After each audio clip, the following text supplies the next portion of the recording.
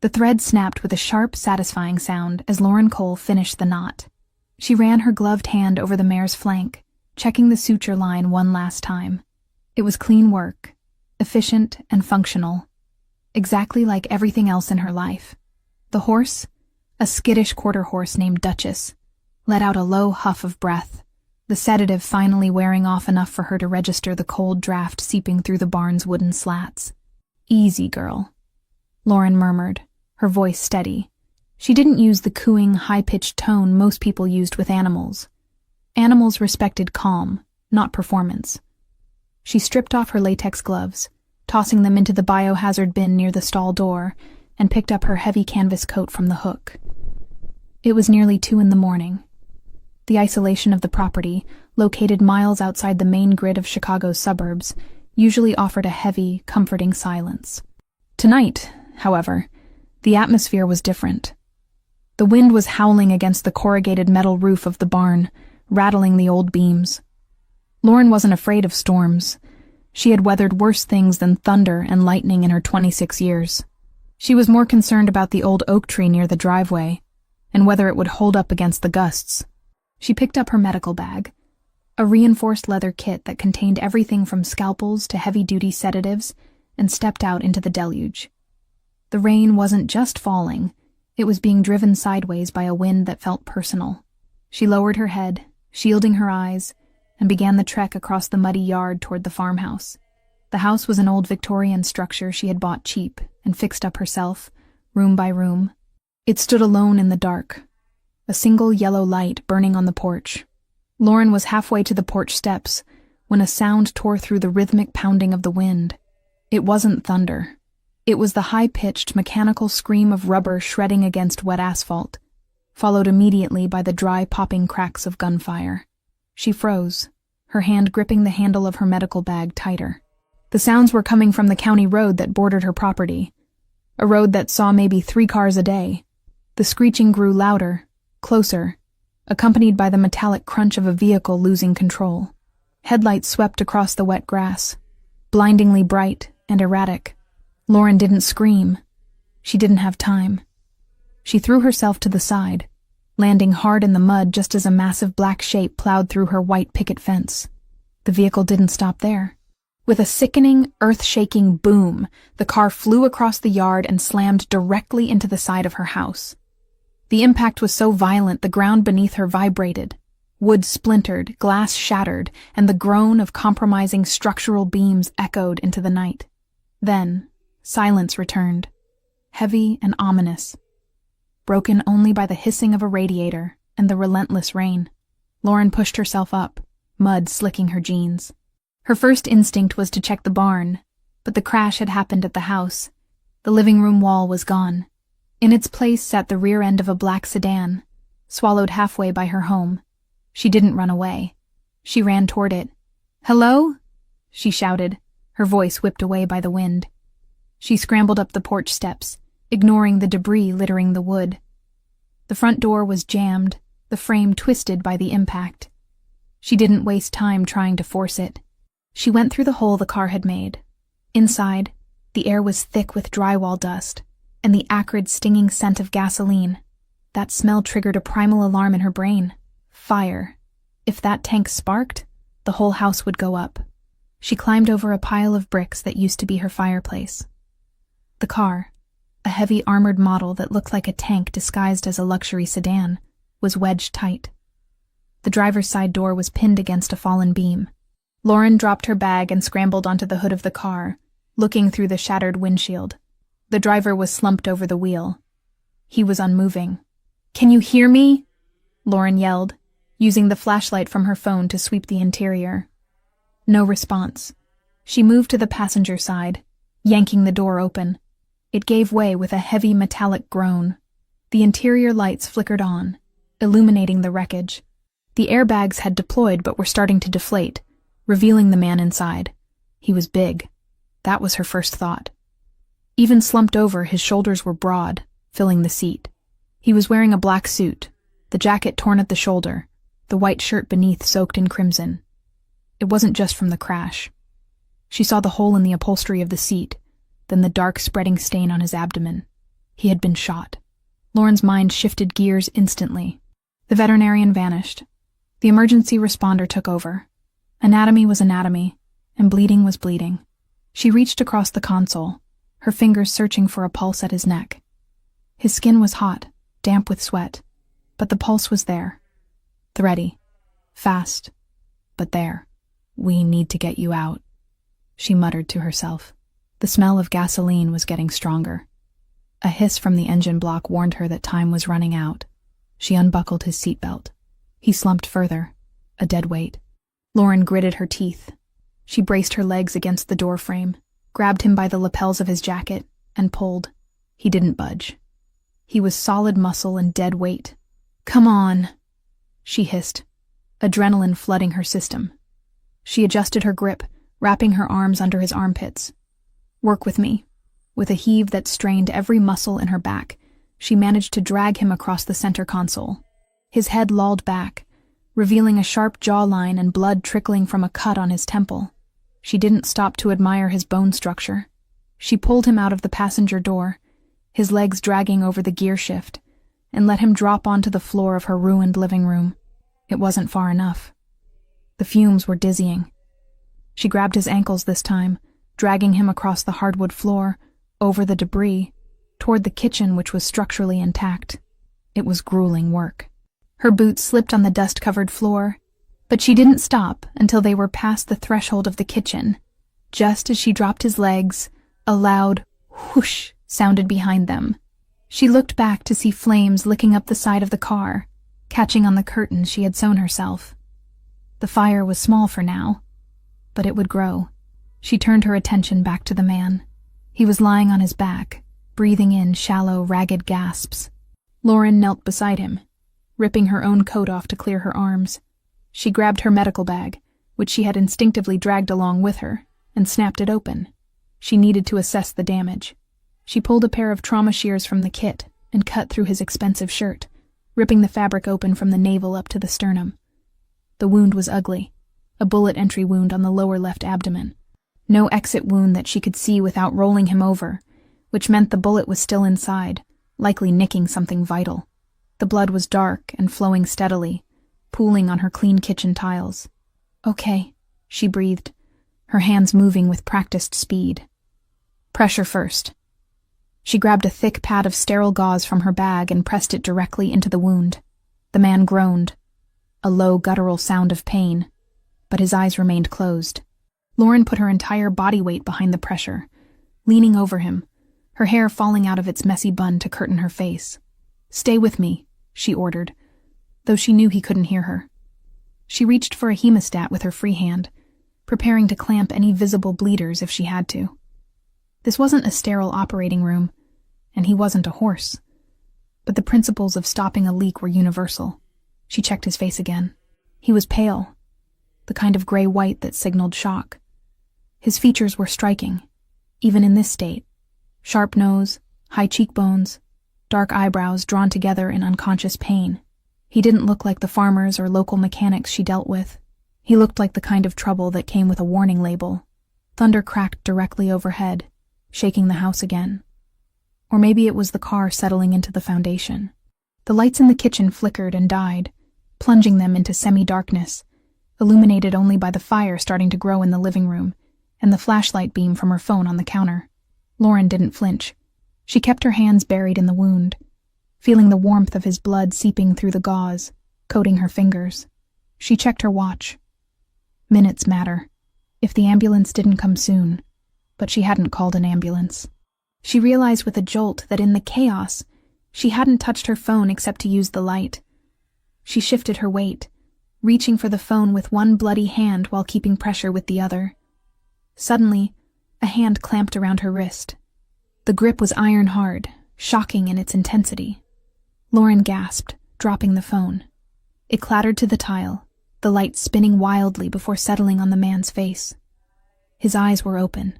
They were dark, almost black in the shadows, burning with a terrifying lucidity. There was no confusion in them, no haze of concussion. He looked at her with the focus of a predator that had just woken up in a trap. Lauren froze. She was used to animals waking up from sedation. They were often confused, scared, thrashing. This man wasn't thrashing. He was completely still, except for the crushing grip on her wrist. "You're hurt," she said, her voice shaking slightly for the first time. "I'm a doctor. Sort of. I'm trying to stop the bleeding." He didn't let go. His gaze traveled from her face, down to her bloody hands pressing into his stomach, and then to the burning wreck in the other room. He assessed the situation in a heartbeat. He tried to sit up, but the pain slammed him back down. A hiss of breath escaped his teeth. His hand tightened on her wrist to the point of pain, anchoring him to consciousness. "Don't," she commanded, reverting to her professional tone. "You have a bullet in your gut. If you move, you'll tear the clot I'm trying to form." He looked back at her.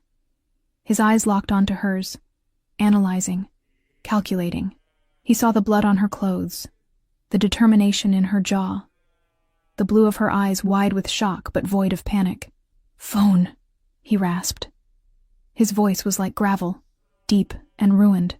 "I was just about to call 911, Lauren said, trying to pull her wrist free to reach the device. "No," he growled. The word was a command, not a request. He pulled her down closer to him, ignoring the fresh wave of blood that seeped from his wound at the exertion. His face was inches from hers now. She could smell the metallic tang of blood, the smoke, and beneath it all, an expensive, woodsy cologne. "You can't call them," he whispered, his breath hitting her cheek. "You're dying," she argued, trying to keep the pressure on his wound despite his interference. "You need a hospital, no police," he said, his eyes narrowing. It wasn't an accident. Lauren paused. The gunshots, the way he was dressed, the armor on the car. The pieces clicked into place rapidly, forming a picture she didn't want to see. "Who are you?" she whispered.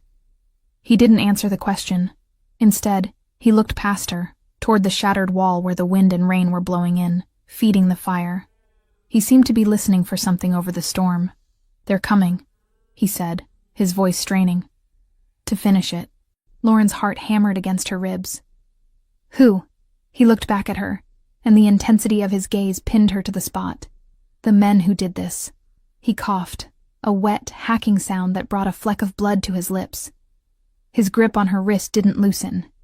If anything, it got tighter, possessive and desperate.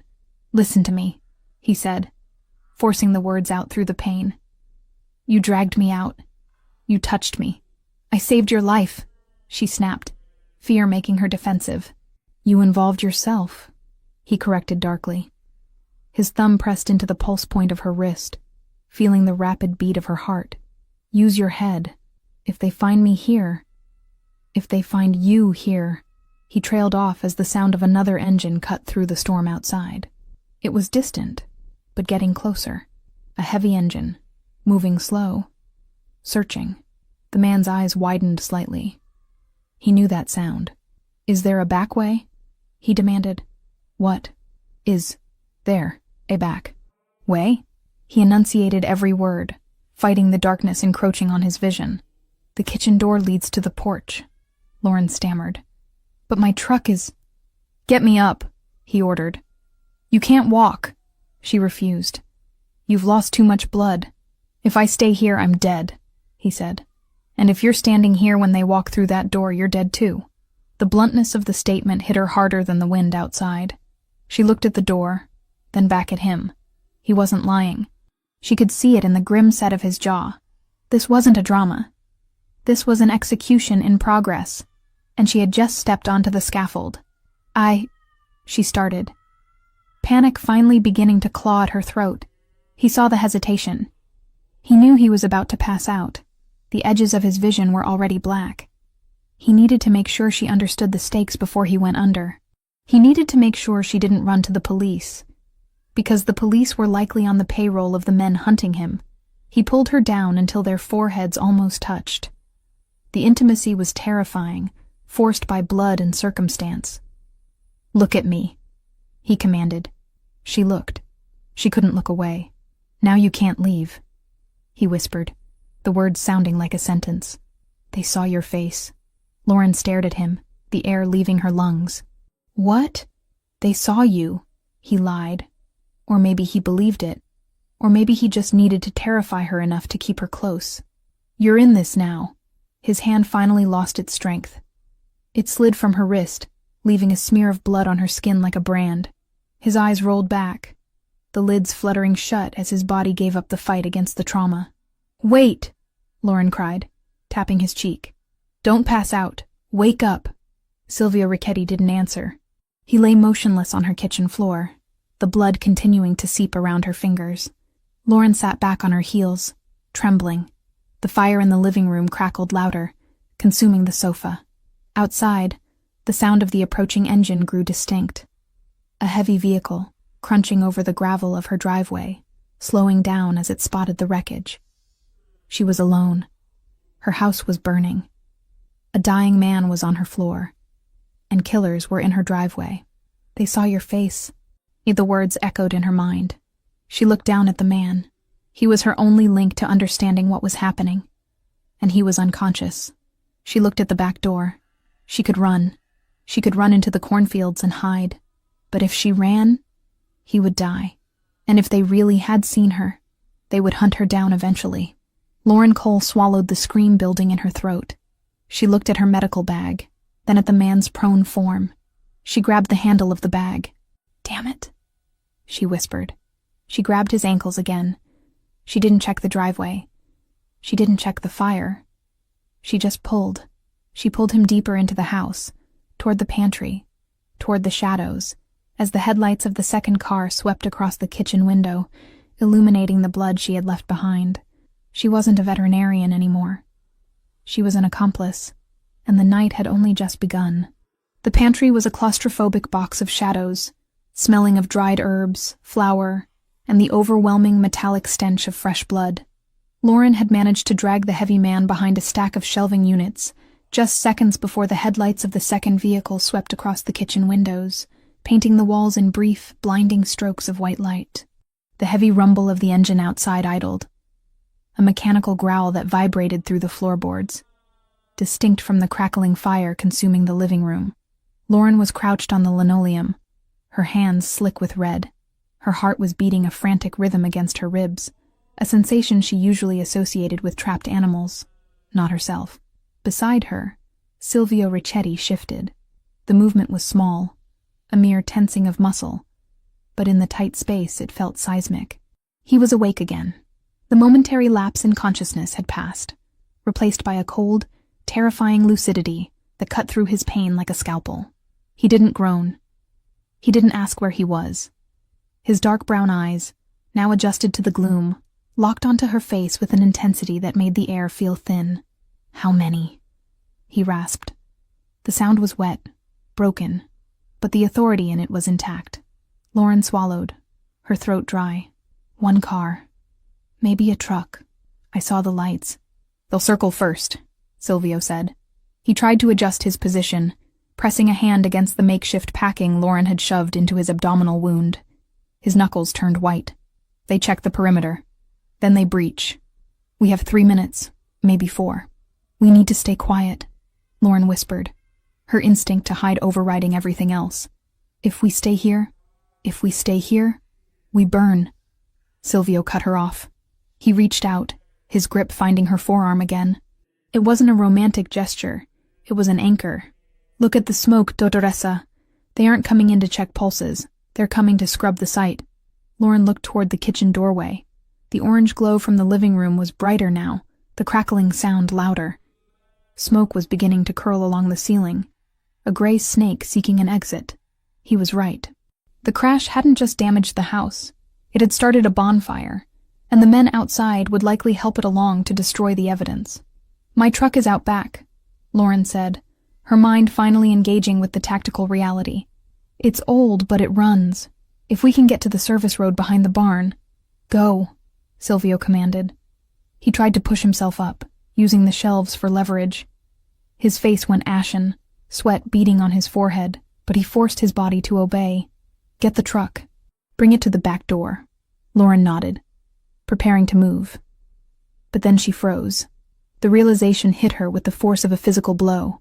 "The barn," she breathed. Silvio looked at her, his eyes narrowing.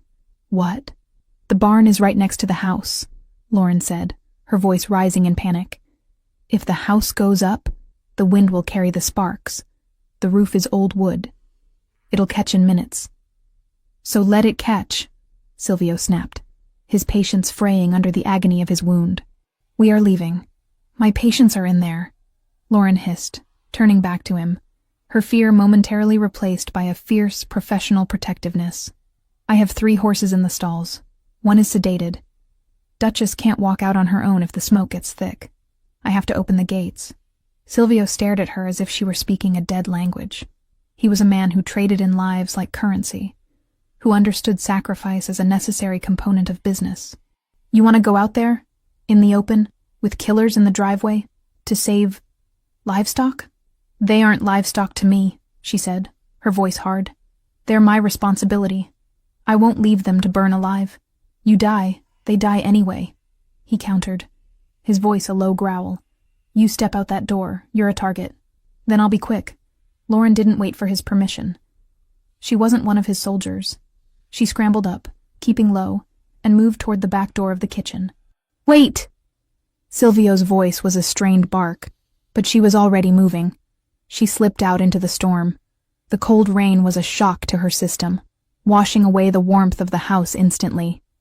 The wind was ferocious, whipping her hair across her face, blinding her. She stayed close to the siding of the house, moving in the shadows, her eyes darting toward the front of the property. She could see the silhouette of the second vehicle, a large SUV, idling near the wreckage of Silvio's car. 2 men were out, flashlights cutting through the rain, examining the crushed sedan. They were distracted, shouting to each other over the wind. Lauren sprinted. She crossed the muddy gap between the house and the barn, her boots slipping on the wet earth. She reached the heavy sliding door of the barn and heaved it open just enough to squeeze through. Inside, the smell of hay and warm animal bodies was a stark contrast to the chaos outside. The horses were already panicking. They could smell the smoke. Hooves kicked against wooden stalls, a rhythmic, terrified drumming. I know, Lauren whispered, rushing to the first stall. She didn't waste time with halters. She threw the bolt and swung the door wide. Go, get out. She slapped the flank of the gelding, a big roan, and he bolted into the center aisle.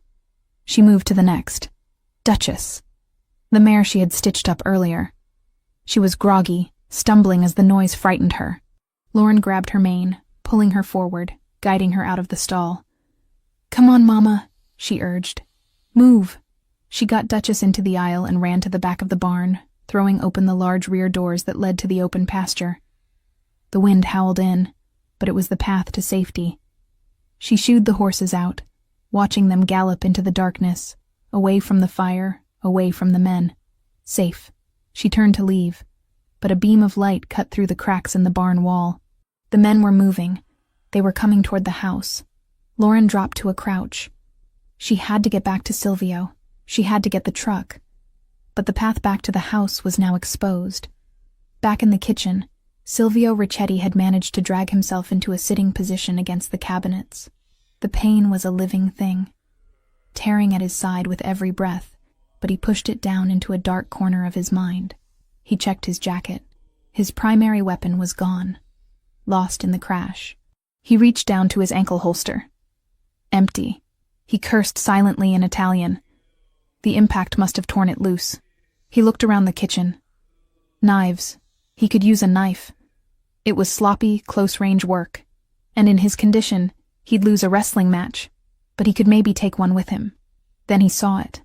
Under the debris of the table, half hidden by a fallen chair, was the glint of black metal, his spare piece, a compact 9mm he kept in the glove box. It must have been thrown clear when the dashboard shattered. He crawled toward it. The movement cost him dearly. Black spots danced in his vision, and he felt the warm gush of fresh blood soaking the bandage Lauren had applied. He gritted his teeth, sweat stinging his eyes, and reached out. His fingers closed around the cold, textured grip of the gun. It felt like shaking hands with an old friend. He checked the magazine. Full. Chambered. He heard the back door open. He raised the weapon instantly, leveling it at the shadow entering the room. "It's me," Lauren gasped, throwing her hands up as she slid inside, dripping wet and shivering. Silvio didn't lower the gun immediately. He tracked her movement, ensuring no one was behind her.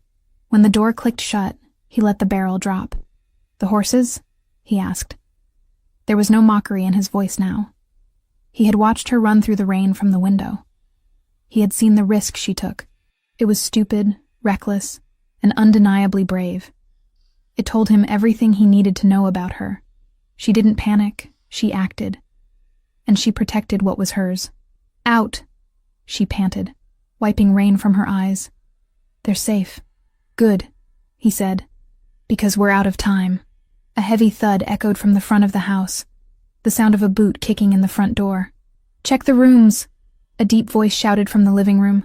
"If he's not in the car, he crawled somewhere to die." Lauren's eyes went wide. She looked at Silvio. He beckoned her closer. "Come here." She moved to him, crouching beside him. The fire in the living room was roaring now, the heat seeping into the kitchen. The smoke was getting thicker, creating a haze that stung the lungs. Silvio took her hand, the one that wasn't holding the gun, and pressed something cold and heavy into it. "I need you to listen to me very carefully," he whispered, his voice barely audible over the fire and the storm. "I can't walk to the truck. Not fast enough." "I'll help you," she said. "No," he said. "You're going to have to cover me." He pressed the gun into her palm. Lauren stared at it. It was heavy, terrifyingly real. She had treated gunshot wounds. She had dug bullets out of hunting dogs, but she had never held a weapon designed to kill people. I can't," she stammered. "I don't know how." "It's a machine," Silvio said, his eyes locking onto hers, forcing her to focus. "Just like your tools. Point, squeeze. It's not magic. I can't kill anyone," she whispered. "You might not have a choice," he said grimly. "If they come through that door, they will put a bullet in your head, and then they will burn this house down with your body inside. That is the reality. Do you understand?" Lauren looked at the gun, then at the door leading to the hallway. She could hear heavy footsteps crunching on the broken glass. They were getting closer. "Show me," she said. Her voice trembled, but she tightened her grip on the handle. Silvio guided her hands. He ignored the pain in his gut, focusing entirely on her. His large, rough hands covered hers, adjusting her grip. "Thumbs forward," he instructed, his voice low and steady in her ear. "Don't cross them behind the slide or it'll take your skin off. Finger off the trigger until you are ready to destroy what is in front of you." He moved her finger to the frame of the gun. "There is no safety on this model," he said. "The safety is your brain. Do not point it at anything you want to keep breathing." The footsteps stopped just outside the kitchen. A shadow fell across the slice of light on the floor. "Marco?" a voice called out. "Kitchen is clear? Checking it now." Another voice replied, closer. Silvio looked at Lauren. He saw the terror in her blue eyes, but he also saw the steel spine that had made her run into a storm to save a horse. "We go out the back," he whispered. "I'll take the lead. If I fall, you don't stop. You get to the truck, you drive, and you don't look back." "I'm not leaving you," she said. It wasn't a romantic declaration. It was a statement of fact. She hadn't saved him from the crash just to let him die on her kitchen floor. Silvio felt a strange sensation in his chest that had nothing to do with the bullet wound. He nodded once. "Help me up." Lauren hooked her arm under his uninjured side. She gritted her teeth and heaved. Silvio groaned, a sound torn from the depths of his agony, as he forced his legs to take his weight. He leaned heavily on her, his breathing jagged. They stood there for a second, swaying in the smoky darkness. A man and a woman, covered in blood and rain, holding on to each other because there was nothing else left. "Ready?" he asked. Lauren gripped the gun in her right hand, her left arm supporting the weight of a mafia don. She looked at the back door. "Ready," she lied. Silvio kicked the back door open. The wind grabbed it, slamming it against the siding. The noise alerted the men inside. "Kitchen! They're in the kitchen! Go!" Silvio roared, pushing himself off her to stumble into the rain. Lauren followed, turning back for just a split second. She saw a figure burst through the smoke into the kitchen. a silhouette raising a rifle. She didn't think. She didn't weigh the moral implications. She raised the gun the way Silvio had shown her, both hands shaking, and pulled the trigger. The recoil shocked her, traveling up her arms like an electric jolt. The gun barked, a flash of fire in the dark. The shot went wide, shattering a cabinet, but it forced the gunman to duck for cover. "Don't stop!" Silvio yelled from the yard. Lauren turned and ran. She caught up to him near the edge of the driveway where her old rusted pickup truck was parked. Silvio was leaning against the passenger door, his face white as a sheet, clutching his side where fresh blood was soaking through his suit. "Keys," he demanded. She fumbled in her pocket, pulling out the ring. She unlocked the door, shoving him inside. He fell into the seat more than he sat. Lauren ran to the driver's side. She jumped in, jamming the key into the ignition. The engine turned over with a reluctant whine, sputtering before roaring to life. A bullet shattered the rear window, spraying them with safety glass. Lauren screamed, ducking her head. "Drive!" Silvio shouted, slumping low in the seat. She slammed her foot on the gas. The truck spun its tires in the mud, fishtailing wildly before finding traction. They shot forward, not toward the road where the enemy SUV was blocking the exit, but toward the fields. She smashed through the wooden fence she had built herself last summer. The truck bounced violently over the uneven ground of the pasture. Lauren fought the steering wheel, her knuckles white. Behind them, the house was fully engulfed now. Flames licked up the sides of the second story, turning her home into a pyre against the black sky. She saw the headlights of the SUV turning, trying to follow. But the heavy armored vehicle bogged down in the deep mud of the yard. They kept driving. Through the tall grass, through the storm, into the dark embrace of the woods that bordered her land. Lauren didn't look at Silvio. She kept her eyes on the tree line, tears finally mixing with the rain on her face. She drove until the glow of the fire was just a faint orange smudge in the rearview mirror. Only then did she glance at the passenger seat. Silvio was watching her. He was barely conscious, his head resting against the cool glass of the window, the gun resting loosely in his lap. He looked at her profile. The sharp nose, the determined jaw, the blood spattered on her cheek. "You missed," he murmured, his voice faint. "I hit the cabinet," she said, her voice shaking. "You didn't freeze," he said. It sounded like a benediction. He closed his eyes, his breathing shallow. Lauren reached over, her hand trembling, and rested it on his neck. His pulse was there. Fast, weak, but there. "Where are we going?" she asked, the reality of her situation finally crashing down on her. She was homeless. She was hunted. She had just shot at a man. Silvio opened his eyes one last time, fighting the darkness. "Chicago," he whispered. "We go to the city, we disappear." Lauren looked ahead at the dark, winding trail that led away from everything she had ever known. She tightened her grip on the wheel. "Okay," she said softly. "Chicago."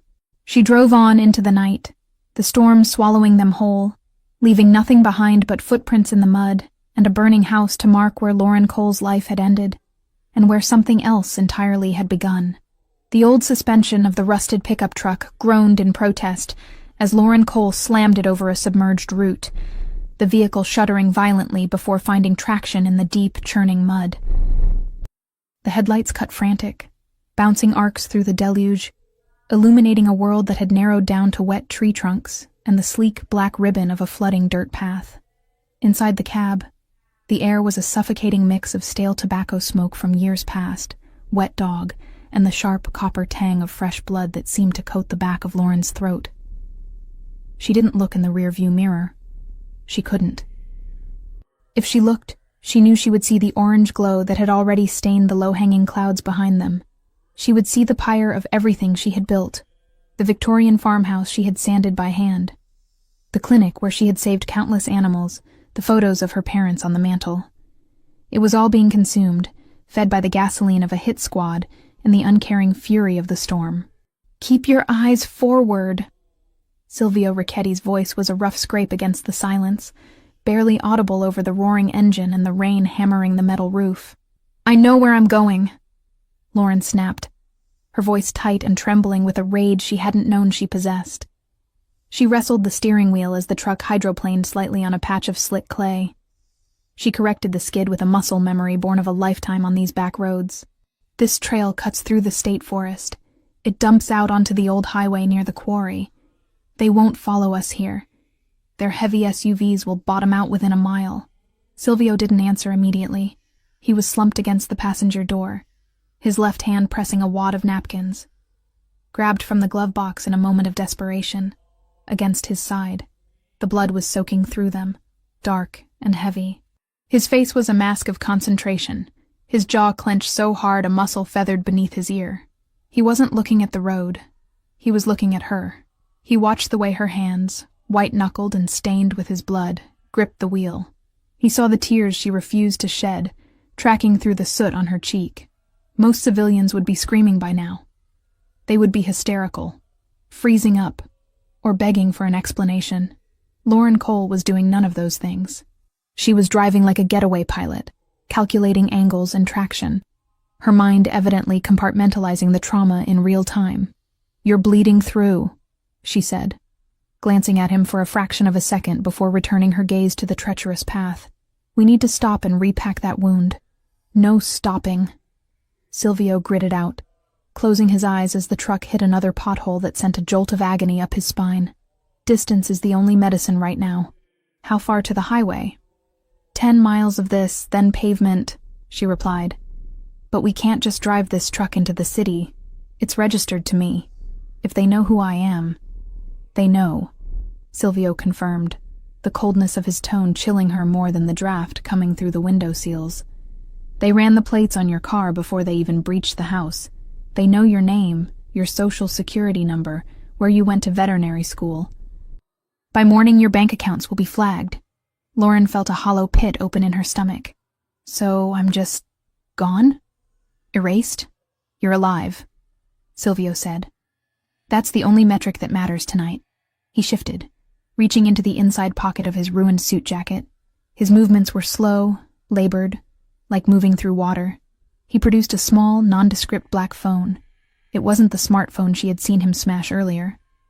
This was a burner, old school, plastic, and cheap. He flipped it open, the small blue screen illuminating his harsh features. He dialed a number from memory, his thumb leaving a bloody print on the keypad. He held it to his ear, waiting. Lauren slowed the truck slightly as they approached a sharp bend where the creek had overflowed. She navigated the water carefully, the engine whining as the exhaust pipe dipped perilously close to the surface. "It's me," Silvio said into the phone. He spoke English, but the cadence was clipped, coded. The shipment was compromised, total loss. A pause. Lauren strained to hear the voice on the other end, but it was just a tinny murmur. "No," Silvio continued, his eyes opening to stare at the rain-streaked windshield. "I'm initiating the Ghost Protocol. Do not send a retrieval team to the primary site. It's burned. The asset is compromised." He looked at Lauren when he said asset. She tightened her grip on the wheel. "I need a clean extraction," he said. "Drop Point Bravo. The old motel off Route 41. Leave the keys in the exhaust pipe of the gray sedan. Make sure it's the sedan, Enzo." Nothing flashy. Another pause. Silvio listened, his expression darkening. "I don't care who is asking," he growled, a flash of the dangerous power returning to his voice despite his injury.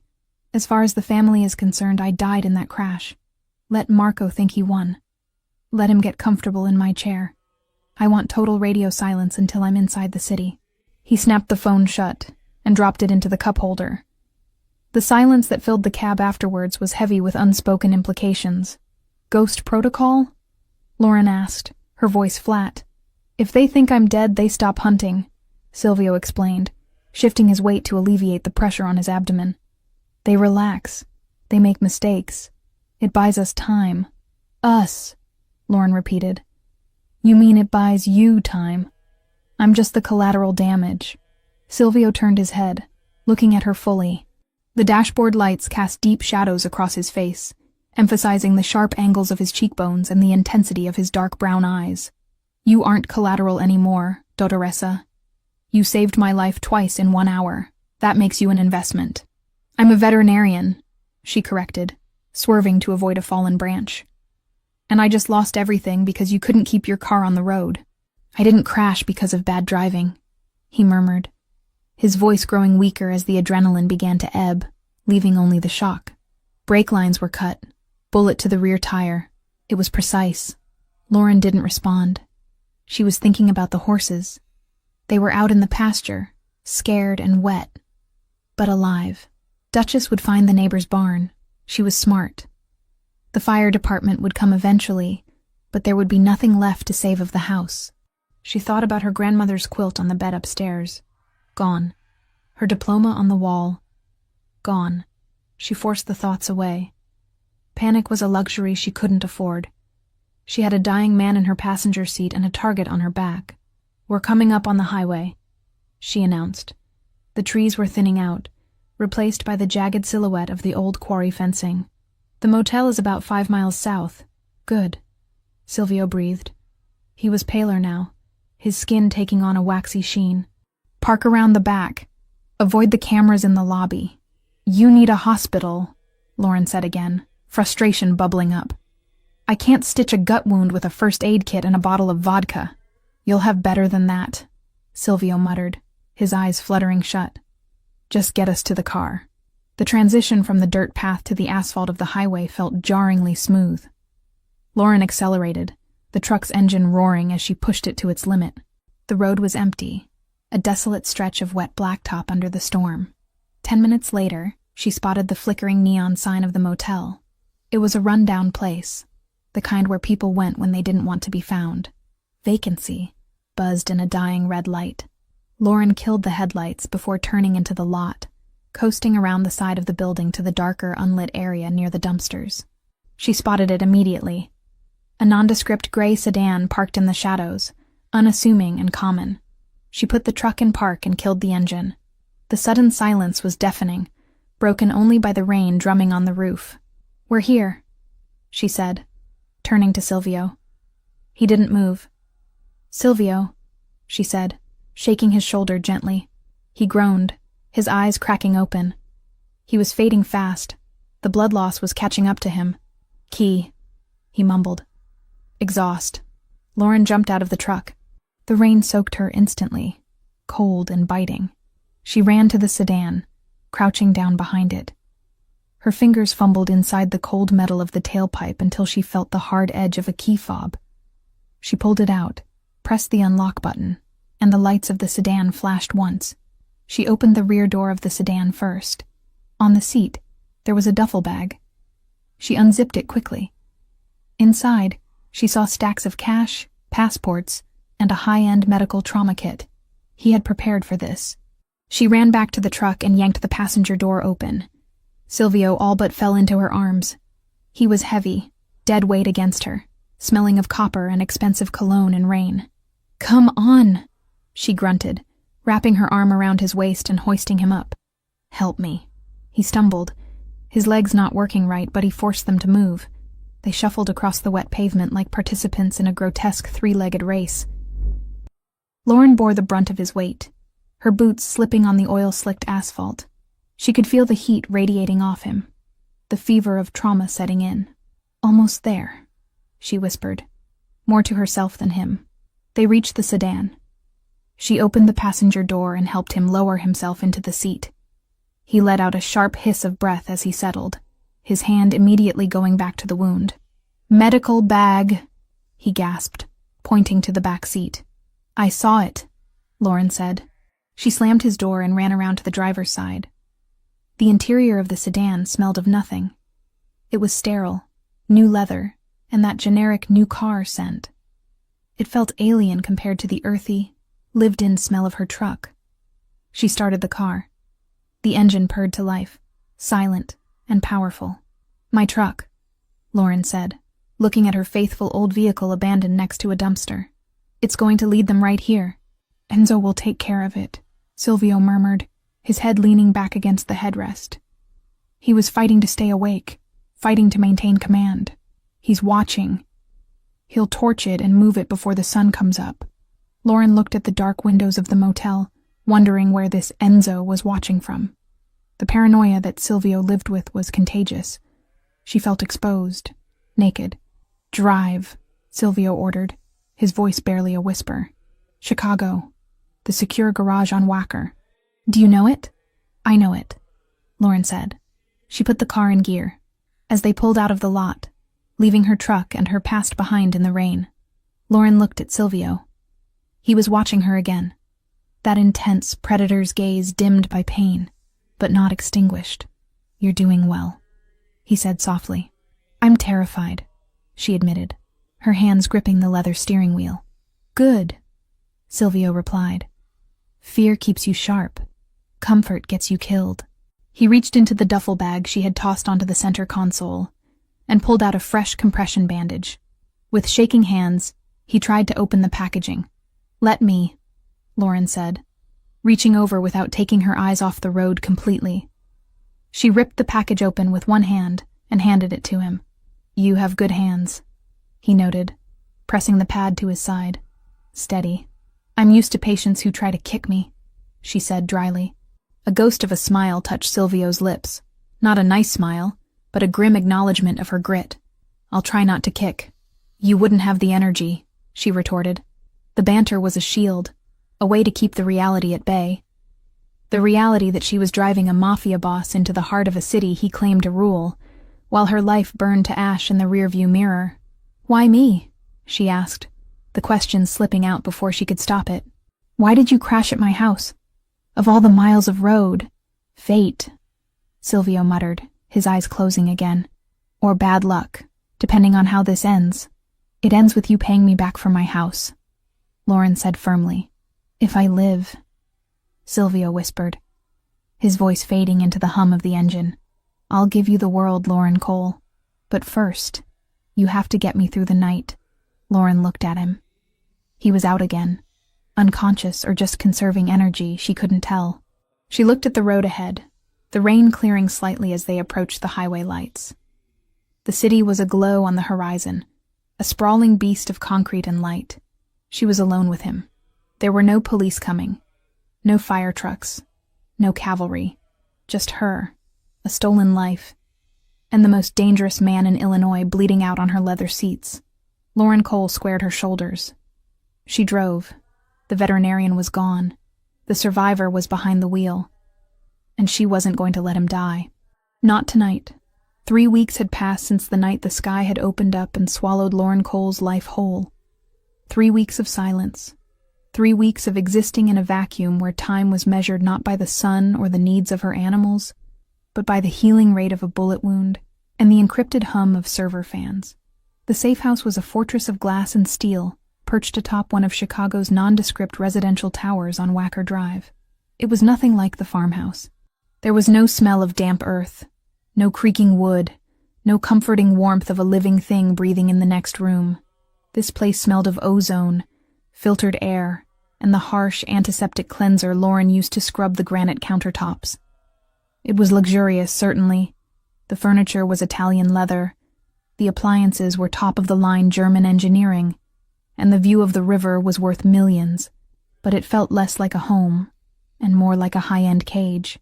Lauren stood by the floor-to-ceiling window, looking down at the city lights blurring through the evening fog. She held a mug of coffee that had gone cold an hour ago. She wasn't drinking it. She was just holding it for the warmth against her palms.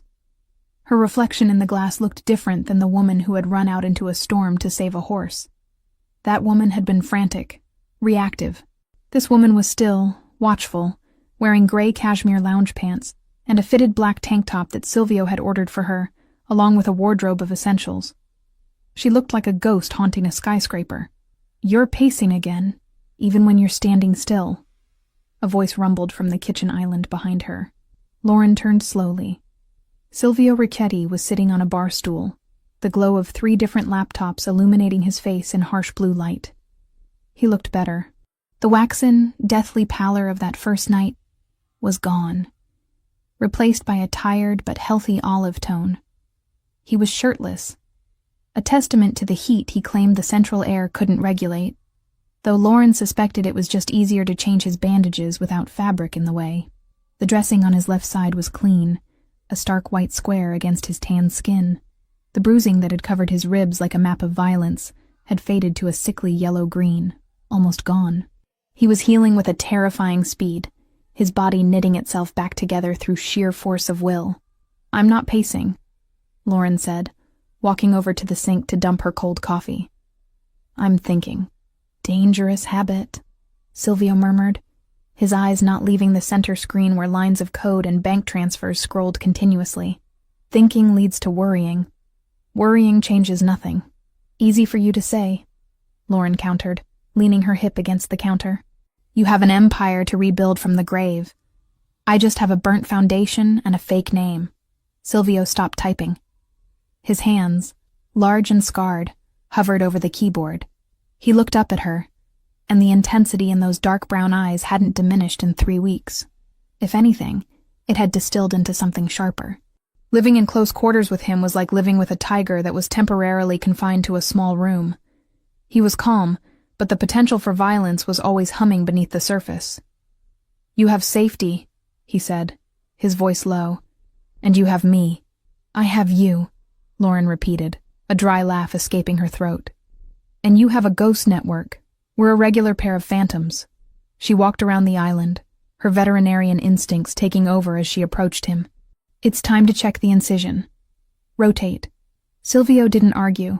In the beginning, he had fought her on every medical intervention, hating the weakness, hating the dependency. Now, it was part of their routine. He swiveled the chair, lifting his left arm so she could access his side. Lauren peeled back the medical tape with practiced gentleness. The wound was closing beautifully. The angry red edges had settled into a pink scar line, jagged but sealed. There was no sign of infection. She pressed her fingers lightly around the area, checking for heat or swelling. "Pain?" she asked. "Manageable." He grunted. "Scale of 1 to 10, Silvio. Don't give me the tough guy act. I've treated stallions less stubborn than you." He smirked, a rare expression that softened the harsh planes of his face. 3, only when I twist. It's healing well," she pronounced, applying a fresh layer of antibiotic ointment before securing a lighter dressing. "Another week and we can take the stitches out. You'll have a scar, but you kept the kidney." "I have 2, he said dismissively. "I can spare one." Lauren finished the dressing and washed her hands. She dried them on a towel, watching him return to his screens. He had been at it for 18 hours a day since the fever broke. He was hunting for the money trail, hunting for the leak, hunting for the person who had sold him out to the Albanians. "You're stuck," she observed. Silvio stiffened. He slammed the laptop lid down a fraction of an inch, a gesture of frustration he rarely allowed himself. "I am not stuck. I am thorough. You've been staring at the same shipping manifest for 4 hours, Lauren pointed out. "I've watched you scroll up and down the same column of numbers since dinner." He sighed, running a hand through his short black hair. "Something is wrong. The money was moved, but the books are balanced. It doesn't make sense. If they paid for the hit using family funds, there would be a deficit, a hole. But there is nothing. The accounts are perfect." "Maybe they didn't use family funds," Lauren suggested. "The Albanians don't work on credit, and they don't work cheap," Silvio growled. "The contract for a hit on a Don. That's 7 figures minimum, half up front. That kind of cash doesn't just appear out of thin air. It came from inside. It had to." He rubbed his eyes, the exhaustion finally showing. "I'm missing it. It's right in front of me, and I'm missing it." Lauren looked at the screen. It was a dense spreadsheet of imports, olive oil, textiles, marble, coming in from Italy and Greece. It was a language of commerce she didn't speak, but she understood systems. Biology was a system. A healthy body was a balanced ledger. Illness was a deficit or a chaotic surplus. "Move over," she said. Silvio looked at her, his eyebrow arching. "Excuse me?" "Move over," she repeated, nudging his shoulder. "Let me look. Lauren, this isn't a medical chart. These are laundering fronts for international shipping logistics. It's complicated. I decipher blood work panels for animals that can't tell me where it hurts," she said calmly. "And I ran a business for 5 years. Math is math, Silvio. Sometimes you need fresh eyes. You're looking for what you expect to see. I don't know enough to have expectations. He hesitated, then slowly slid the stool over, giving her space. It was a massive concession of territory. He was letting her into the inner sanctum of his operation. Lauren stood next to him, leaning over the keyboard. She could smell him. Soap, musk, and the faint medicinal scent of the ointment. She focused on the screen. Okay, she said, squinting at the rows. Explain the baseline. What is normal? Column A is the declared value of the shipment, Silvio explained, pointing a long finger at the screen. Column B is the insurance valuation. Column C is the actual tax paid upon entry. Lauren scanned the numbers. They matched. It was boringly perfect. And these dates? She asked, pointing to the timestamps. Arrival dates at the port of Newark. Lauren scrolled down.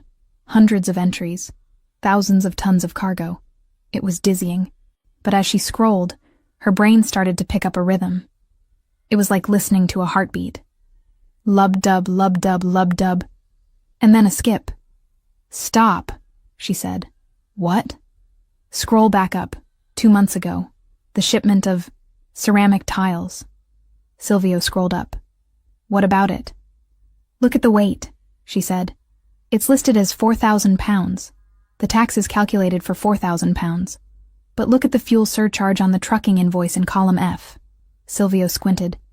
It's standard. No, it's not, Lauren corrected. I have a truck. I haul trailers. I know fuel consumption. The surcharge here is for a load that weighs significantly less. If they were hauling 4,000 pounds of tile, the fuel cost would be 20% higher for that distance. Silvio went still. He leaned in closer, his shoulder brushing hers. Are you saying the container was light? I'm saying the container was empty, Lauren said, or filled with styrofoam. They declared the value, they paid the tax to make it look legitimate, but they didn't ship the product, which means they pocketed the overhead. Silvio finished, his voice dropping to a dangerous whisper. The cost of the goods. If you don't buy the marble, but you bill the company for it, you keep the purchase price, Lauren said. How much is a container of marble? $50,000, Silvio said. He began typing furiously now, his fingers flying across the keys. If they did this once a week for a year... Ghost shipments, Lauren murmured. It looks like business as usual on the tax forms, but the money for the product goes into a black hole. Silvio pulled up a new window, cross-referencing the shipping manifests with the trucking logs. He filtered by the specific fuel discrepancy Lauren had noticed.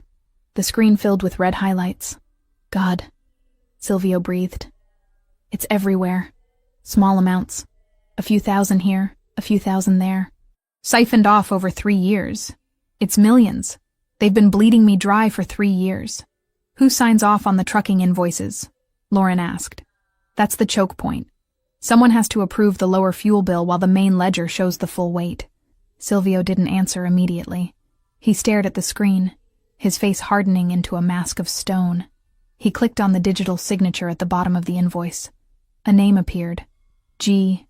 Moretti. Who is G. Moretti? Lauren asked. Nobody, Silvio said. A low-level dock foreman. He doesn't have the brains to set up a shell corporation for the kickbacks. Then look at who pays G. Moretti, Lauren suggested. Silvio traced the payroll ID. It routed through a subsidiary company called Janus Holdings. He hacked into the corporate registry for Janus Holdings. It was a dummy corporation, registered in the Caymans. But the recovery email for the admin account... Silvio stopped breathing. Lauren looked at the screen. The recovery email was an old, personal address. mk1985protonmail.com. The silence in the penthouse was absolute. It was heavy, suffocating. Lauren saw Silvio's hand tremble once, then clench into a fist so tight his knuckles cracked. Marco, he whispered. The name sounded like a curse. Your consigliere, Lauren said softly. She remembered the name from his stories during their late-night dinners. The man he called brother. The man who had stood beside him at his father's funeral. Silvio stood up abruptly. The chair skidded back across the hardwood floor with a harsh screech. He walked to the window, placing his hands against the glass, leaning his forehead against the cool surface. He sat at my table, Silvio said, his voice hollow. He poured wine for my mother. He carried my sister's casket. Lauren didn't move. She knew better than to offer platitudes. This wasn't a boo-boo she could kiss better. This was a knife in the back, twisted by the one person supposed to guard it. He's stealing from the family to pay for the bullets to kill me, Silvio said, turning around. His eyes were dry, but they were burning with a cold, terrifying fire. He didn't just want me dead, Lauren. He wanted the throne. He's been building a war chest for years. He thinks you're dead, Lauren reminded him. He thinks he's won. He has, Silvio said. He's dissolving the loyalist factions right now. I saw the memos. He's restructuring. He's clearing house. He looked at Lauren. I have to kill him. It wasn't a question. It wasn't a debate. It was a statement of physics. Gravity makes things fall. Betrayal makes men die. I know, Lauren said. She didn't flinch. 3 weeks ago, the thought of murder would have sickened her. Now, after living in the shadow of this man, after seeing the scars on his body and the burden he carried, she understood the brutal logic of his world. If Marco lived, Silvio died. And if Silvio died, she was dead too. Silvio looked at her, really looked at her. He saw the acceptance in her eyes. She wasn't judging him. She wasn't terrified of the monster he was about to become. She had helped him find the monster. He walked back to the island, closing the distance between them. He stopped inches from her. The heat of his body was palpable. You found what I couldn't, he said softly. You saw the pattern. I look for the things that don't fit, she said. He reached out, his hand cupping her cheek. His thumb brushed over her cheekbone, rough skin against soft. It was the most intimate contact they had shared since the crash, charged with electricity. I told you to leave, he whispered. That night at the motel, I told you to run. I don't run, Lauren said, leaning slightly into his touch, her heart hammering against her ribs. No, Silvio murmured, his thumb tracing the line of her jaw. You don't. You stay. You fight. He dropped his hand, stepping back as if the contact burned him. He couldn't afford to be soft now. He needed to be sharp. He needed to be the weapon she had saved. Marco is hosting the Unity Gala on Saturday, Silvio said, his voice shifting back to business, though his eyes lingered on her lips for a fraction of a second too long. It's a charity ball. All the families will be there. The Russians, the Irish, the cartel representatives. He's going to use it to announce his succession. He's going to announce he's the new Don, Lauren clarified. Yes, in front of everyone. It's the perfect stage. Silvio walked back to the laptops. He began typing again, but the rhythm was different now. It was faster, aggressive. He wasn't searching anymore. He was executing. If he wants a stage, Silvio said, a dark, predatory smile curving his lips, we will give him a show. He looked up at Lauren. Can you wear a wire? Lauren straightened her spine. The vet in her was gone. The victim was gone. I can do better than that, she said. I can get close to him. He doesn't know my face. You said it yourself, I'm a ghost. It's dangerous, Silvio warned. If he suspects, he won't, Lauren said. Because he's looking for a mafia soldier. He's not looking for a woman in a ball gown. Silvio stared at her for a long moment. He saw the steel in her.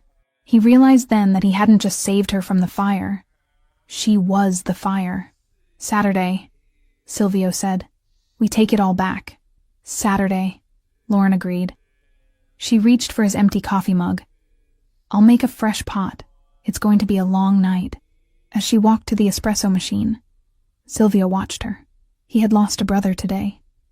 But as he watched Lauren move through his kitchen with the confidence of a queen in exile, he knew he had gained something far more dangerous. He turned back to the screen, the reflection of the city lights dancing in his eyes, and began to write the script for his resurrection.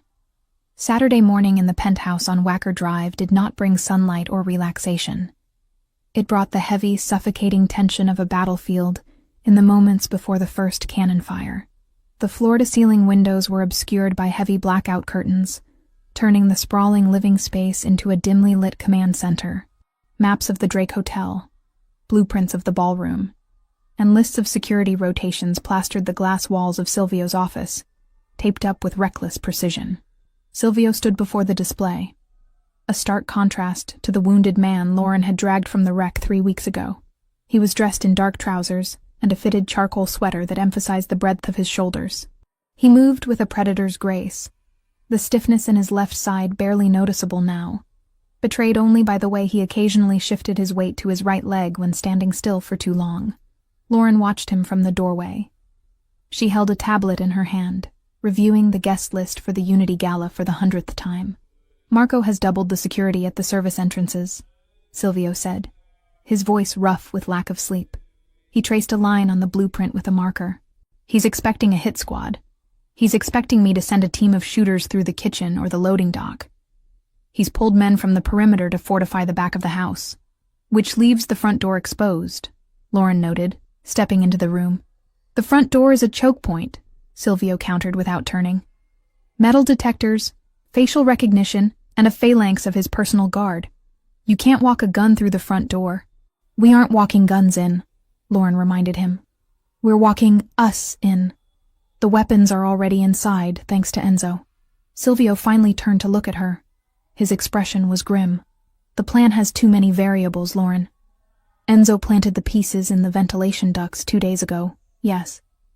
But retrieving them requires time we might not have, and it requires you to be on the floor. We've been over this," she said, her voice steady. "I'm the only one who can do it." "I have men," Silvio growled, stepping closer, the air between them charged with the familiar friction of their arguments. "I have loyalists who would die to take the shot." "Marco knows your loyalists," Lauren argued, not backing down. "He knows their faces. He knows their wives' names. He knows how they walk. If any of them step foot in that ballroom, they'll be marked before they reach the bar. But me? Who am I, Silvio? To Marco, I don't exist. I'm a variable he hasn't accounted for." Silvio stopped inches from her. He looked down, his dark brown eyes searching her face for any sign of hesitation. He found none. The veterinarian from the countryside had been forged into something harder in the crucible of this penthouse. She stood with her chin raised, her blue eyes clear and defiant. "You are not a soldier," he said softly, the words sounding more like a plea than an accusation. "If things go wrong, if the shooting starts before we are ready, you don't have the training to clear the room. Then don't let things go wrong," she challenged. "You're the strategist. I'm just the distraction." Silvio clenched his jaw, the muscles feathering. He hated this. He hated that she was right. Strategically, she was the perfect asset. Invisible, unsuspected, intelligent. Emotionally, the idea of placing her within arm's reach of Marco, the man who had killed his brother in spirit and tried to kill him in flesh, made his blood run cold. But they were out of options. The gala was tonight. If they missed this window, Marco would solidify his power, and Silvio would be hunted until his luck ran out.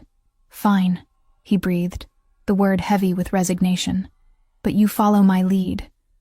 If I say we leave, we leave. If I tell you to drop to the floor, you drop. You do not hesitate. You do not try to be a hero." "I'm not trying to be a hero," Lauren said quietly. "I'm trying to get my life back." The doorbell rang, a soft, melodic chime that seemed out of place in the war room. "That will be the team," Silvio said, checking his watch. "I had Enzo send a styling crew. If we are walking through the front door, we need to look like we own the building." Lauren felt a flutter of nervousness in her stomach. "A styling crew? For a tactical insertion?" "Camouflage, Lauren," Silvio corrected. "In the jungle, you wear green. In high society, you wear silk and diamonds. If you look like a threat, they stop you.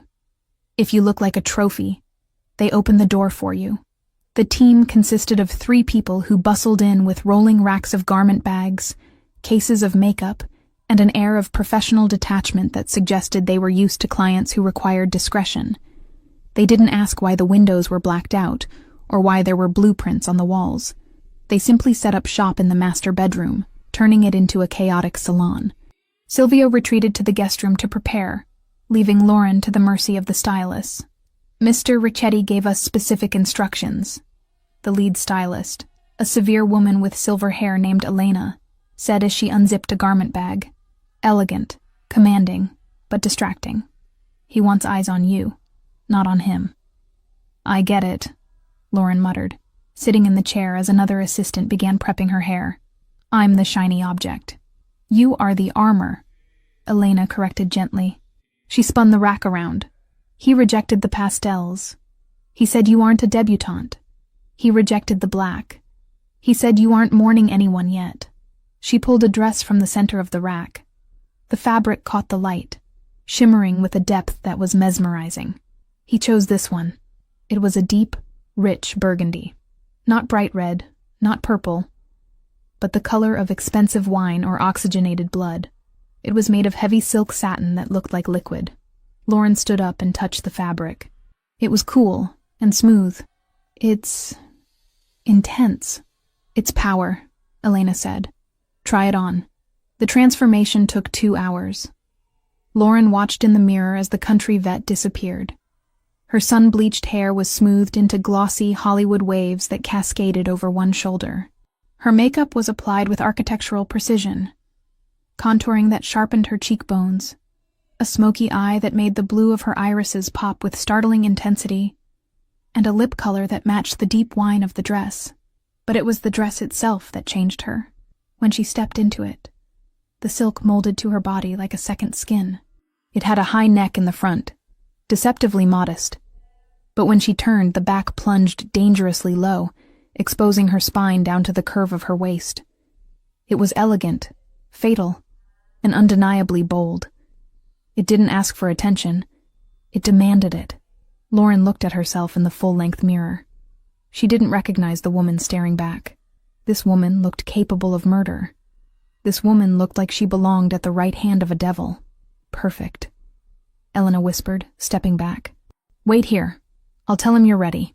The stylist packed up with efficient speed and left the apartment, leaving a lingering scent of hairspray and expensive powder.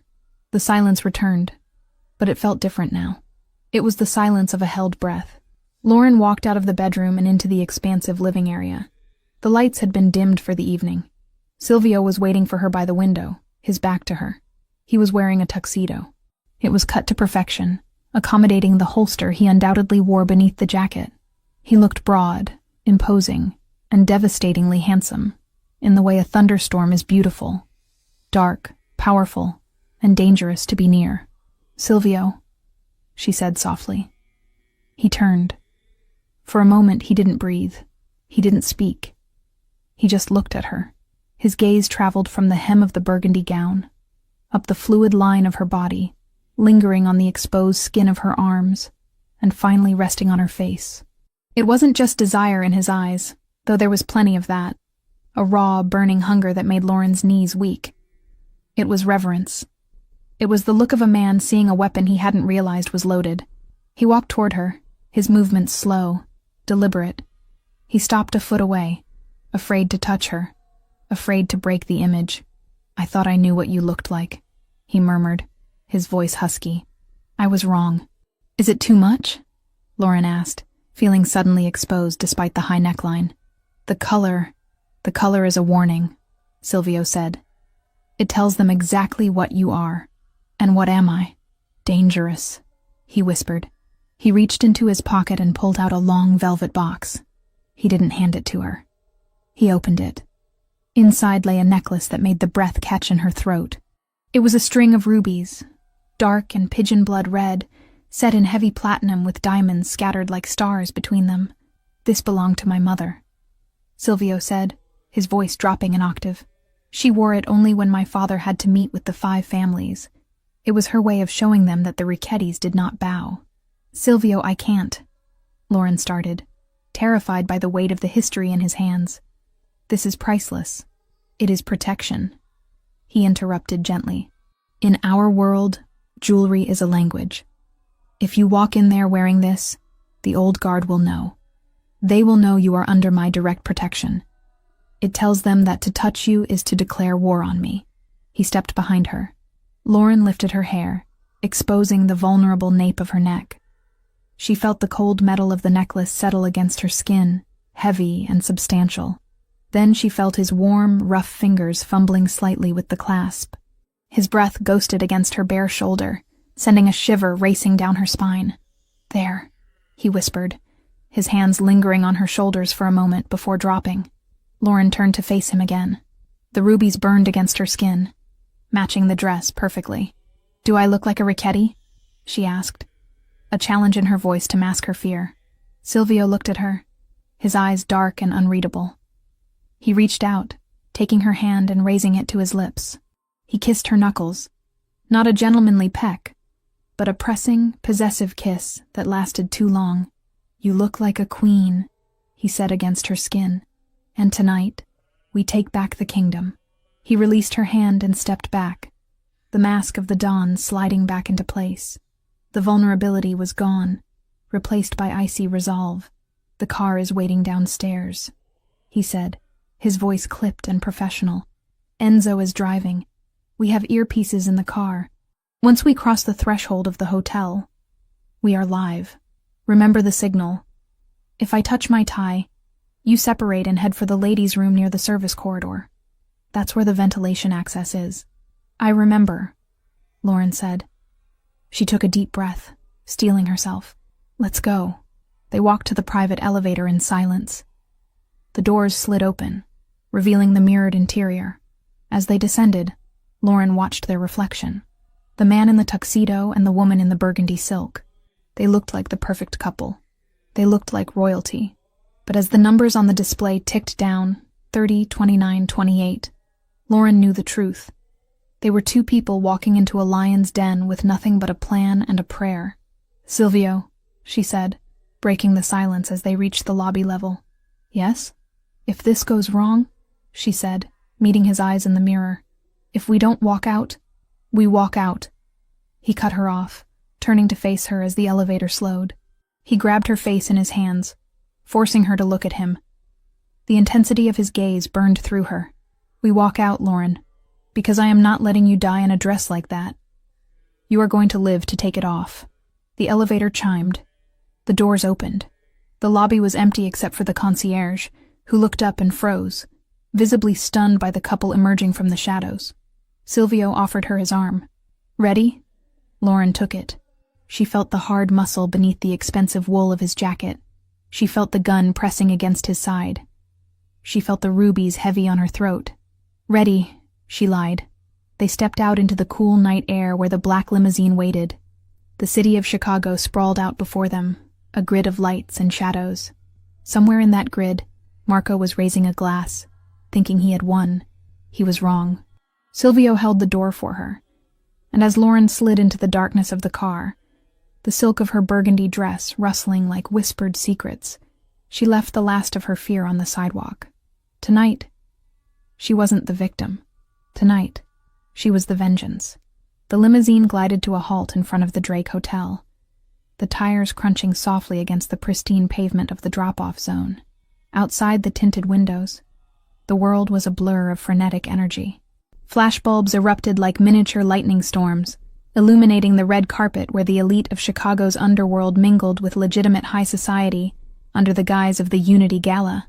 It was a charity event on paper, raising money for inner-city hospitals, but in practice, it was a summit.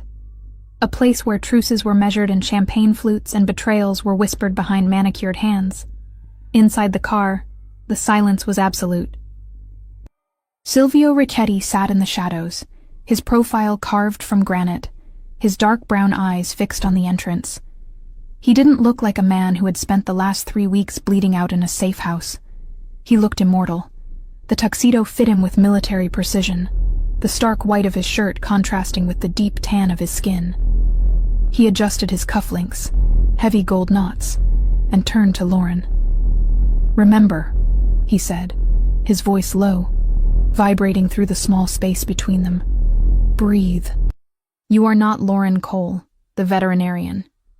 You are the woman who holds the leash of the most dangerous man in this city. Walk like it." Lauren nodded, her hands smoothing the silk of the burgundy dress over her thighs. The fabric felt cool to the touch, a liquid armor that she had donned to go to war. The ruby necklace at her throat felt heavy, a physical weight that reminded her of the stakes. I'm ready, she lied, her heart hammering against her ribs like a trapped bird. Enzo is at the north exit, Silvio murmured, tapping the small earpiece hidden in his right ear. The weapons are in the ventilation shaft of the third-floor linen closet. But we won't need them if you play your part. Marco is a narcissist. He will want to gloat before he takes the crown. We use that. The driver opened the door. The noise of the city rushed in. Shouts of photographers, the murmur of the crowd, the distant wail of a siren. Silvio stepped out first. He buttoned his jacket, scanned the perimeter with a single, sweeping glance, and then turned to offer his hand to her. Lauren took it. As she stepped out into the flashing lights, she felt the shift in the atmosphere. It wasn't just attention. It was shock. A ripple went through the crowd nearest to the curb. Whispers ignited like dry tinder. Richetti. He's alive. It's him. They walked up the red carpet, not rushing. Silvio moved with a predatory grace that forced people to part before him. He didn't acknowledge the cameras. He didn't acknowledge the stunned gasps of the lower-level mobsters who had spent the last week jockeying for position in his absence.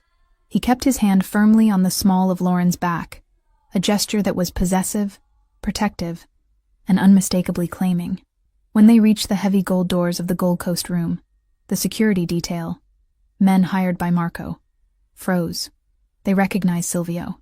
Their hands twitched toward their earpieces, panic widening their eyes. "Good evening," Silvio said. His voice was calm, pleasant even, but it carried the threat of a loaded gun. "I believe I'm expected." The lead guard swallowed hard, his face draining of color. He stepped aside without a word. They entered the ballroom. If the sidewalk had been chaotic, the ballroom was a masterpiece of orchestrated opulence. Crystal chandeliers the size of small cars hung from the gilded ceiling, casting a warm, honeyed glow over hundreds of guests. A string quartet played something classical and soothing in the corner, fighting a losing battle against the hum of conversation. Then, Silvio stepped into the light. The reaction was instantaneous. It started near the doors and spread outward like a shockwave. Conversations died mid-sentence. Glasses were lowered. The music faltered as the cellist looked up and missed a beat. A silence descended on the room, thick and heavy, suffocating the laughter and the clinking of silverware. Silvio Richetti, the man whose obituary had been quietly drafted by half the people in this room, was walking across the marble floor. And on his arm was a vision in blood-red silk. Lauren felt the weight of 1,000 eyes. She felt the judgment, the curiosity, the jealousy. She kept her chin high, channeling every ounce of cold fury she had felt, watching her house burn. She focused on the rubies at her throat, imagining they were shielding her. "I am not a victim," she repeated to herself. "I am the storm. Keep walking," Silvio whispered, his lips barely moving. "Don't look at the floor. Look at them. Make them look away." They moved toward the center of the room. A waiter, trembling, offered a tray of champagne. Silvio took 2 flutes, handing one to Lauren. He took a sip, his eyes scanning the crowd, cataloging threats, reading loyalties. "There," he murmured. Lauren followed his gaze. At the far end of the room, on a raised dais where a podium stood waiting, was a group of men laughing. In the center of them was Marco. He looked triumphant. He was holding a scotch, gesturing expansively with a cigar in his other hand. He looked like a king holding court. He hadn't seen them yet. His back was turned, soaking in the adulation of the sycophants surrounding him. "He looks comfortable," Lauren noted, ice in her voice. "He thinks he's celebrating a coronation," Silvio said. "He's about to celebrate his funeral." A woman detached herself from a nearby group and intercepted them. She was older, draped in diamonds and wearing a severe navy gown. It was Mrs. Rossi, the wife of one of the 5 families' heads. She had eyes like a hawk and a smile that looked like it had been sharpened on a whetstone.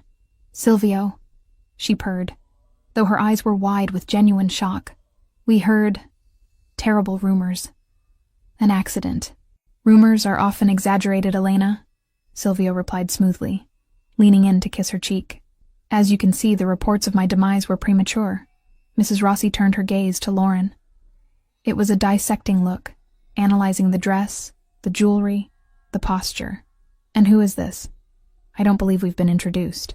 "This is Lauren," Silvio said, not offering a surname, not offering an explanation. "She is with me."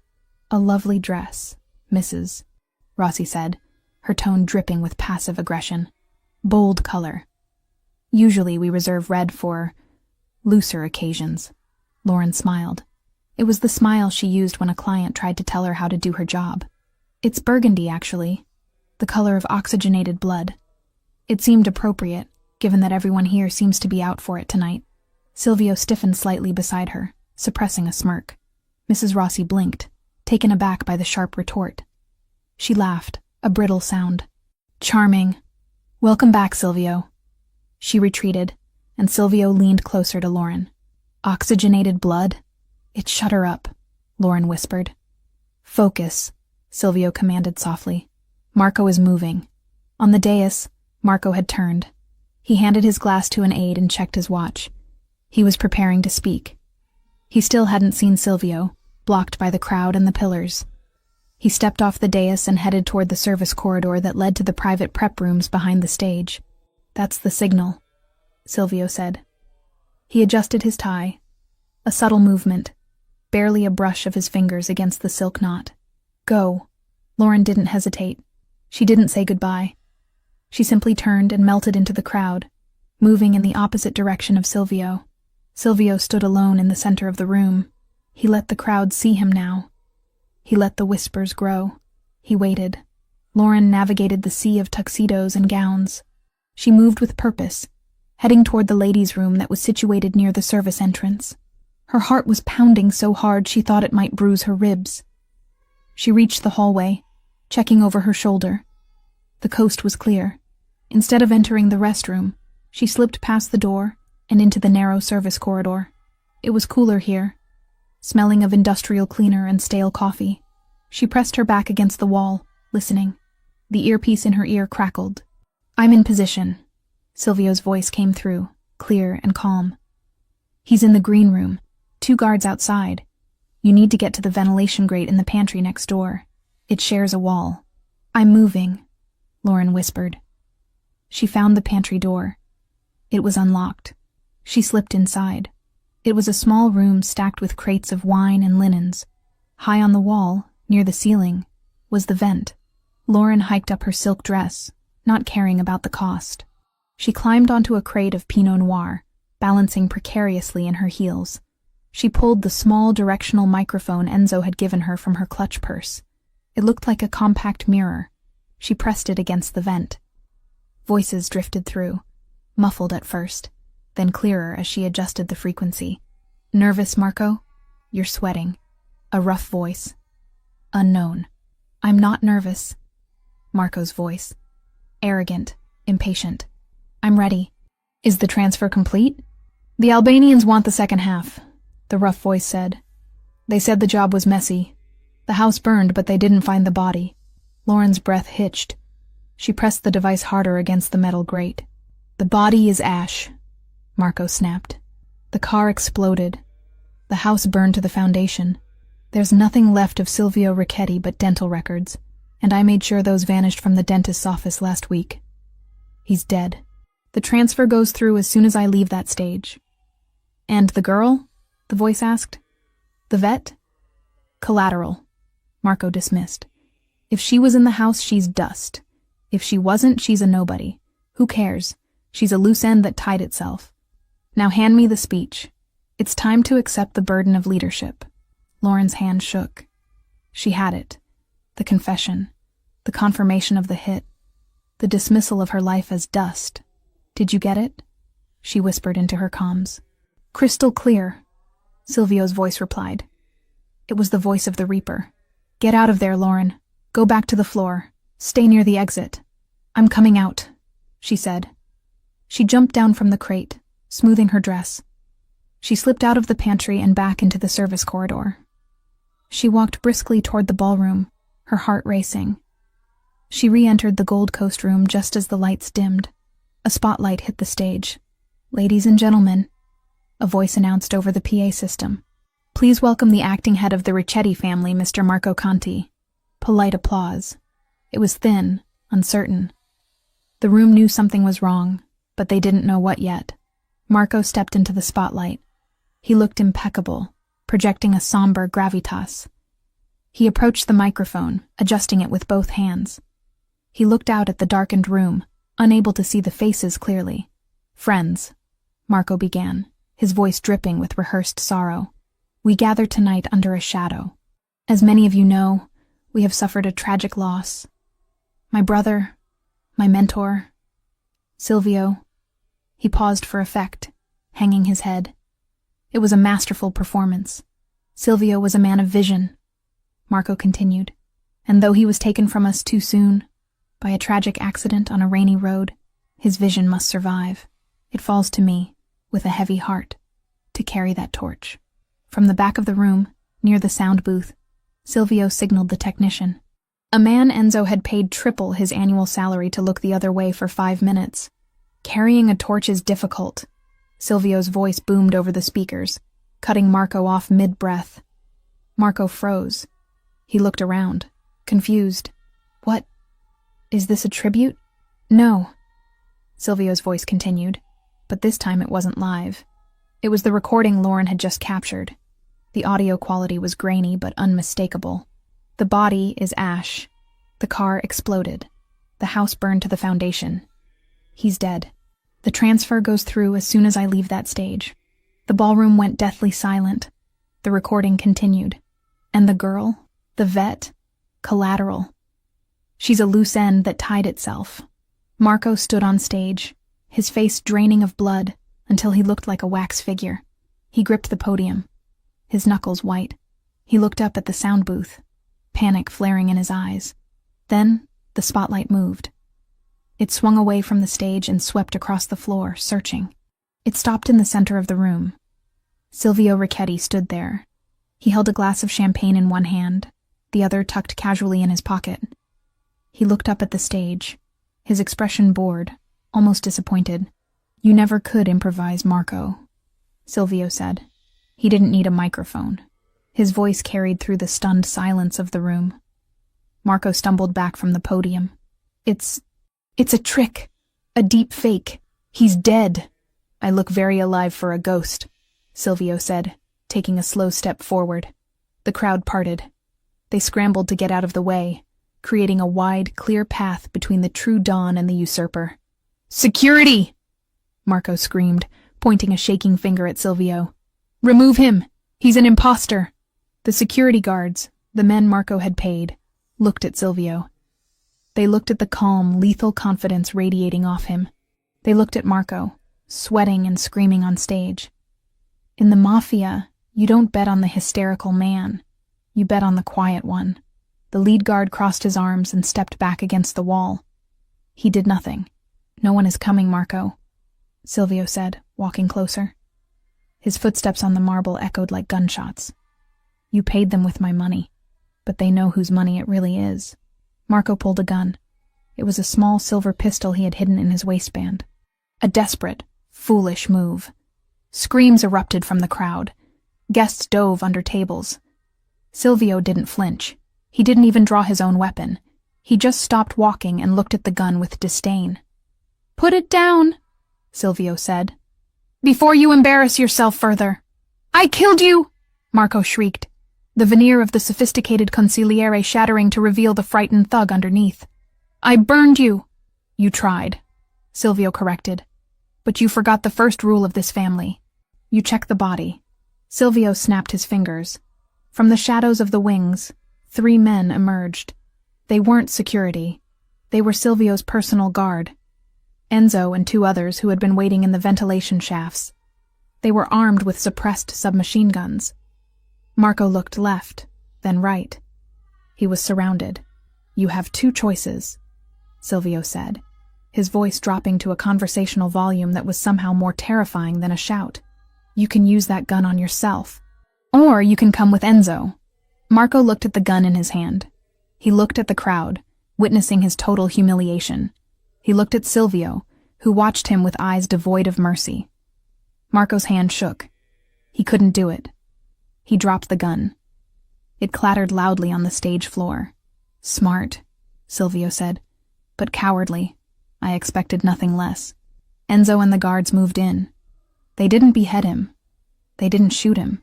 They grabbed him by the arms and dragged him off the stage like a piece of unwanted luggage. Marco kicked and screamed, begging for the council to intervene. But the other dons watched in stony silence. The omertà had been broken. Marco was a rat and a failure. There was no sanctuary for him here. As Marco was hauled through the exit, Silvio stepped up onto the stage. He picked up the microphone Marco had abandoned. He looked out at the room, at the terrified socialites, the calculating mob bosses, the waiters frozen with their trays. My apologies for the interruption, Silvio said smoothly. There was a pest infestation. It has been handled. He raised his glass.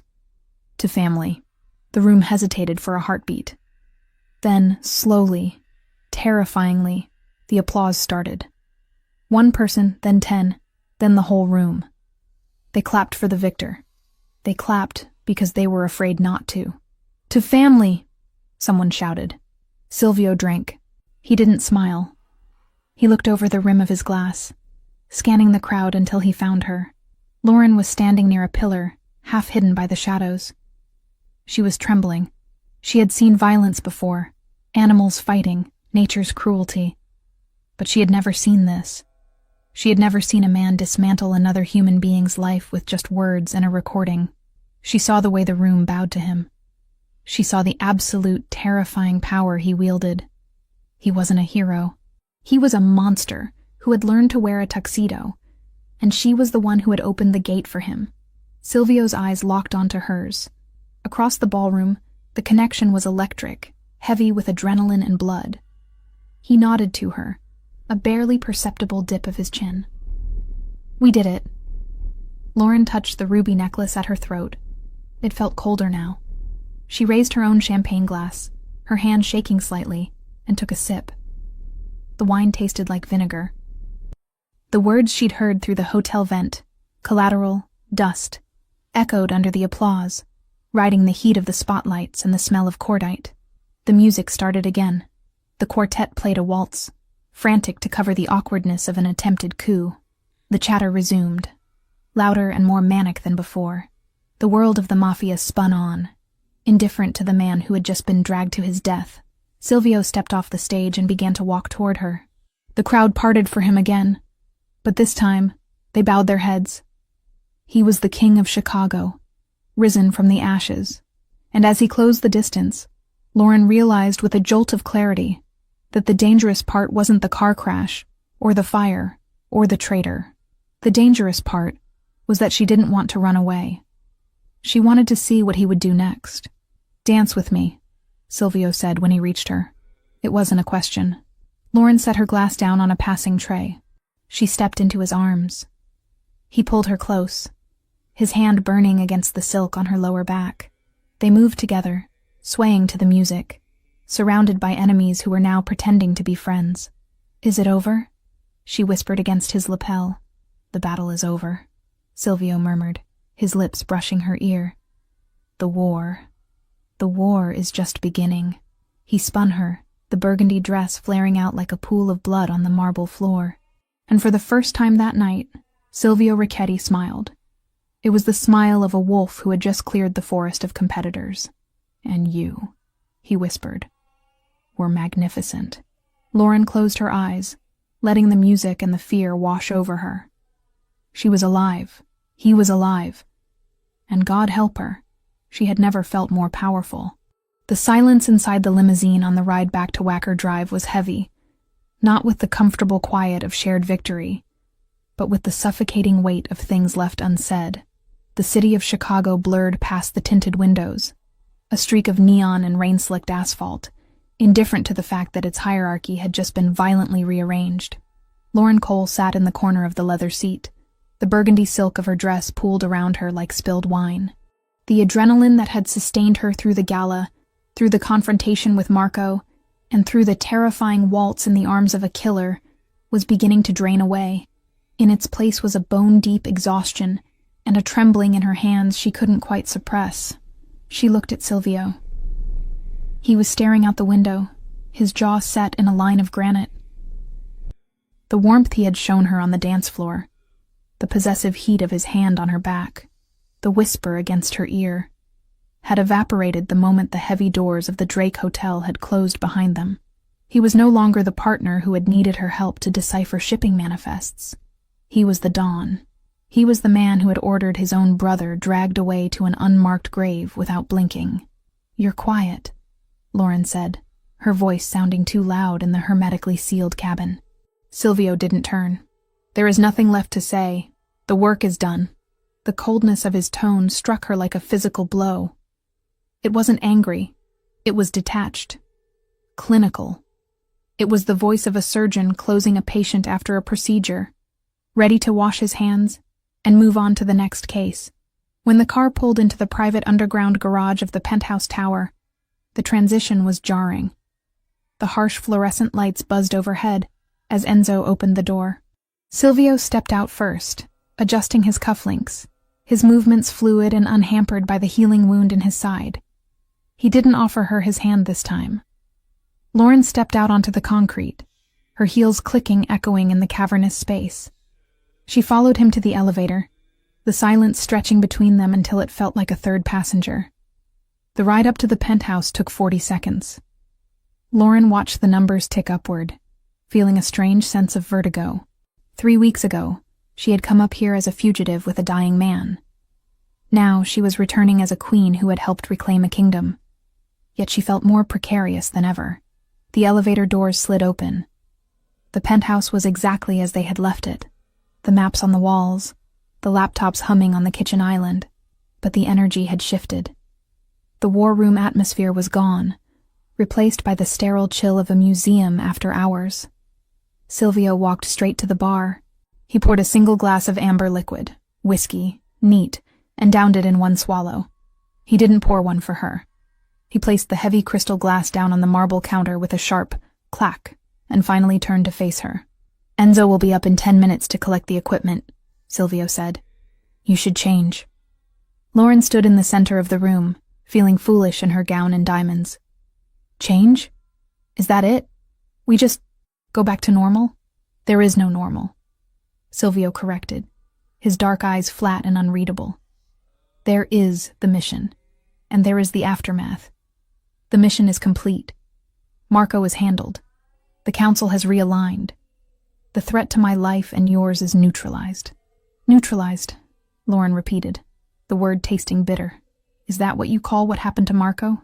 "I call it necessary," Silvio said. He walked around the island, putting distance between them. He picked up a thick manila envelope that had been sitting next to his laptop. He held it for a moment, his thumb brushing over the seal, before sliding it across the marble surface toward her. "This is for you," he said. Lauren looked at the envelope. It was thick, substantial. "What is it?" "Payment," Silvio said. The word hung in the air, ugly and transactional.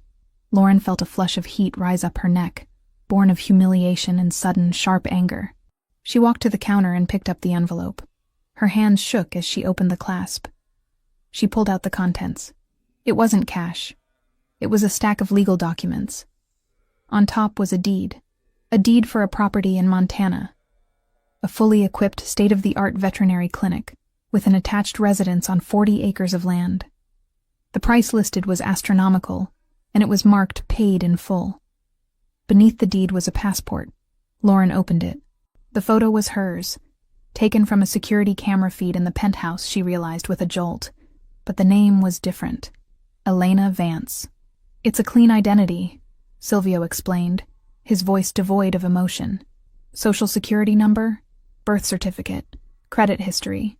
It goes back 10 years. It will stand up to scrutiny from anyone, the IRS, the FBI, even my world. The bank accounts linked to that name have enough funds to ensure you never have to work a day in your life, though I assumed you would want the clinic." Lauren stared at the passport. Elena Vance. A stranger with her face. "You want me to leave," she stated, looking up at him. "I want you gone," Silvio corrected. He crossed his arms over his chest, leaning back against the panoramic window, framing himself against the city lights he now owned. "You were useful, Lauren. I won't deny that. Your skills, your adaptability. They were assets I needed while I was incapacitated, but I am no longer incapacitated. Useful, Lauren whispered. She dropped the passport onto the counter. Is that all I was? An asset? A nurse with a driver's license? Don't romanticize this, Silvio said, his voice hardening. You found me in a wreck. You saved me because it is your nature to fix broken things. I kept you alive because I needed cover. We made a deal. I told you I would give you the world if I lived. This, he gestured to the documents. This is the world. It's freedom. It's safety. It's everything you lost in that fire, multiplied by 10. It's a payoff, Lauren snapped, the anger finally breaking through. You're paying me off like a contractor you're done with. Because I am done with you, Silvio roared. The sudden volume made her flinch. He pushed off the window and stalked toward her, stopping only when the kitchen island was the only thing separating them. Look at me, Lauren. Look at what I am. I just executed my brother in front of 500 people. Tomorrow, I will order the deaths of a dozen more men who were loyal to him. My life is blood. It is violence. It is looking over my shoulder every second of every day until someone finally gets lucky and puts a bullet in my head. I know what you are, Lauren argued, leaning forward, matching his intensity. I've been living in it for 3 weeks. I washed the blood off your hands. I loaded your gun. I didn't run then. Why are you pushing me away now? Because you are a civilian, Silvio shouted, slamming his hand down on the marble. The sound echoed like a gunshot. You are a veterinarian who saves horses and cries over burnt houses. You do not belong here. You wore the dress, you played the part, and you did it well. But the play is over. The curtain is down. He took a breath, his chest heaving. When he spoke again, his voice was dangerously quiet. You are a liability, Lauren. A weakness. Every enemy I have, and I have made new ones tonight, will look for a way to hurt me, and they will see you. They will see the way I looked at you on that dance floor, and they will come for you to get to me. So let them come, Lauren said, her voice shaking with a bravery that was bordering on recklessness. We handled Marco. We can handle— No, Silvio cut her off. I handled Marco. You survived him. There is a difference. I cannot run an empire if I am constantly worried about keeping you breathing. I cannot be what I need to be if I have a conscience sleeping in my bed. He looked at her with eyes that were cold, dead, and utterly convincing. You were a distraction. A pleasant one. But I have work to do, and I don't need a pet. The insult landed with precision. Lauren recoiled as if he had slapped her. She looked at him, searching for the man who had held her face in the elevator. The man who had told her she was a queen. He was gone. Or maybe he had never existed. Maybe this cold, brutal creature was the real Silvio Ricchetti, and the other man was just a fever dream born of trauma and painkillers. She straightened her spine. She reached up to her neck. Her fingers found the clasp of the ruby necklace. It took a moment. Her hands were trembling, but she undid the latch. The heavy necklace slid from her skin, pooling in her hands like drops of blood. She placed it gently on top of the dossier. The debt is paid, she said, her voice hollow but steady. You promised to replace what I lost. You've done that. The house, the clinic. It's more than fair. Silvio stared at the rubies. His jaw tightened, a small betraying tick that Lauren caught. But don't lie to me, Silvio, she said softly. You're not sending me away because I'm a liability. You're not sending me away because I'm a pet. She walked around the island until she was standing right in front of him. He didn't retreat, but his body was rigid, every muscle coiled tight. You're sending me away because you're terrified, she whispered. You're terrified that if I stay, you might actually feel something other than hate. You're scared that I make you human. And in your world, being human gets you killed. Silvio didn't speak. He didn't blink. He just stared at her, his face a mask of stone. Take the deal, Lauren, he rasped finally. Take the ticket. Take the life. And get out of my city. I will, she said. I'm not stupid. I know when I'm not wanted. And I know when a patient is terminal. She stepped back, creating a chasm between them that felt wider than the miles to Montana. "I'll be gone in the morning," she said. "I assume Enzo will drive me to the airport?" "The plane is waiting at a private airfield," Silvio said, turning his back to her to pour another drink he didn't need. "It leaves at 6 a.m. Don't miss it." "I won't." Lauren turned and walked toward the guest room. She didn't slam the door. She closed it quietly, with a soft click that sounded like the final beat of a heart. Inside the room, the silence was deafening. Lauren leaned against the door, sliding down until she hit the floor. She didn't cry. She had cried enough in the truck. She just sat there, listening to the hum of the city outside, clutching the deed to a life she hadn't asked for, given by a man she was terrified she might have loved. In the main room, Silvio Ricchetti gripped the edge of the bar until his knuckles turned white. He stared at the ruby necklace on the counter. He reached out, his hand hovering over the gems, shaking slightly. He didn't pick them up. He couldn't bear to touch the warmth her skin had left on the metal. "It's better this way," he whispered to the empty room. "You're safe." He drank the whiskey. It burned, but not enough to numb the hole in his chest where his heart used to be. The morning came with a gray, relentless drizzle, fitting for a funeral or a departure. Lauren was awake long before the sun. She packed the few things she had. The clothes Silvio had bought her, the documents, the memories she couldn't leave behind. She left the burgundy dress hanging in the closet, a ghost of the woman she had been for one night. She walked out into the living area at 5:45 a.m. Silvio was there. He was sitting in the armchair facing the window, dressed in a fresh suit, reading a newspaper.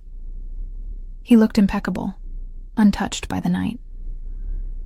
"The car is downstairs," he said without looking up. "Okay," Lauren said. She hesitated, her hand on the handle of her suitcase. "Silvio." He lowered the paper slowly. He looked at her. His eyes were tired, red-rimmed, betraying the nonchalance of his posture. "Thank you," she said. "For saving my life. We are even," he said. "Goodbye, Elena." He used the fake name. It was a deliberate cruelty, a way to sever the tie completely. He was telling her that Lauren Cole was dead, buried in the ashes of the farmhouse. Lauren flinched, but she nodded. "Goodbye, Silvio." She walked to the elevator. She pressed the button. When the doors opened, she stepped inside and turned around. Silvio hadn't moved. He was staring at his paper, or pretending to. He didn't look up as the doors began to slide shut. Lauren watched the sliver of the penthouse disappear. The last thing she saw was his hand, gripping the paper so hard the paper tore. Then the doors closed, and she was dropping. Down, down, down, away from the sky, away from the power, back to the earth where she belonged.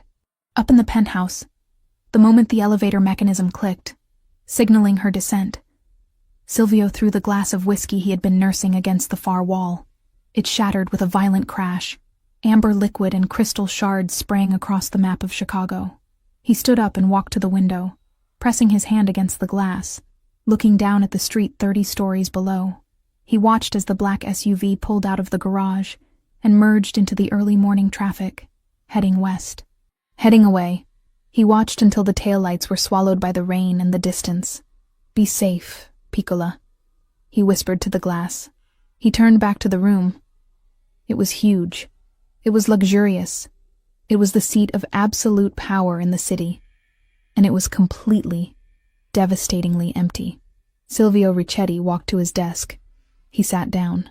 He pulled a stack of files toward him, the list of Marco's associates who needed to be purged. He uncapped his pen. The king was back on his throne, and he had never felt more like a prisoner. The wind in Montana had a different voice than the wind in Chicago. In the city, the wind screamed against glass and steel, angry and trapped. Here, in the vast, white silence of the valley, it howled with a lonely, ancient sorrow that seeped through the walls of the clinic and settled deep in Lauren Cole's bones. 4 months. It had been 122 days since she had walked out of the elevator on Wacker Drive, leaving behind a shattered glass of whiskey and a man who had looked at her like she was a ghost he was trying to exorcise. Time hadn't really moved since then. It still lived in the smell of gasoline and wet drywall whenever she closed her eyes, in the memory of the way he'd looked at her as if trying to exorcise a ghost instead of the woman who had dragged him back from the edge. Lauren, or Elena Vance as the locals knew her, stood in the sterile operating theater of the clinic Silvio had bought for her. It was a magnificent facility, over-equipped and overfunded, a diamond dropped in the middle of cattle country. The heated floors, the digital X-ray machines, the recovery stalls padded with memory foam. It was every veterinarian's dream, and it felt exactly like what it was. A golden cage. She finished wrapping the leg of a border collie that had gotten tangled in a barbed wire fence. The dog, a stoic creature named Buster, thumped his tail weakly against the stainless steel table. "You're good to go, buddy," Lauren whispered, scratching him behind the ears. "Stay away from the fence lines, okay?" She carried the dog out to the waiting room, where an old rancher named Mr. Henderson was twisting his hat in his hands. He looked at Lauren with the same mixture of gratitude and curiosity that everyone in town seemed to have. Who was this woman who appeared out of nowhere with unlimited funds and hands that could stitch a vein with surgical precision? "What do I owe you, Miss Vance?" Mr. Henderson asked, reaching for a worn leather wallet. "Nothing," Lauren said, the standard answer she gave everyone. "Put it on the tab." There was no tab. There was no billing system. The operating costs of the clinic were paid automatically from a trust fund managed by a law firm in the Caymans. Every bottle of medicine, every kilowatt of electricity, every bag of feed was paid for by blood money. She was washing Silvio's conscience one healed animal at a time. Mr. Henderson frowned, uncomfortable with the charity. "That doesn't feel right, ma'am. Bring me a pie next week," Lauren said, forcing a smile that felt tight on her face. "Apple." Now when the rancher left, the silence returned, heavier than before. Lauren locked the front door and flipped the sign to closed. It was only 4 p.m., but the winter sun was already dipping behind the sapphire mountains, painting the snow in shades of bruised purple and gray. She walked to the large window at the front of the clinic. The view was breathtaking. Acres of pristine pine forest and snow-covered pastures. It was the peace she had told herself she wanted. It was the safety Silvio had promised. And she hated it. She hated the quiet. She hated the safety. Every night, she lay in the king-sized bed in the attached residence, listening for the sound of an elevator, for the hum of a server, for the heavy tread of footsteps that meant danger and life. She missed the smell of ozone and expensive cologne. She missed the fear, because the fear had made her feel alive. She turned away from the window, intending to go to the back and sterilize instruments she hadn't even used, just to keep her hands busy. Then she heard it. It was a sound that didn't belong in this valley.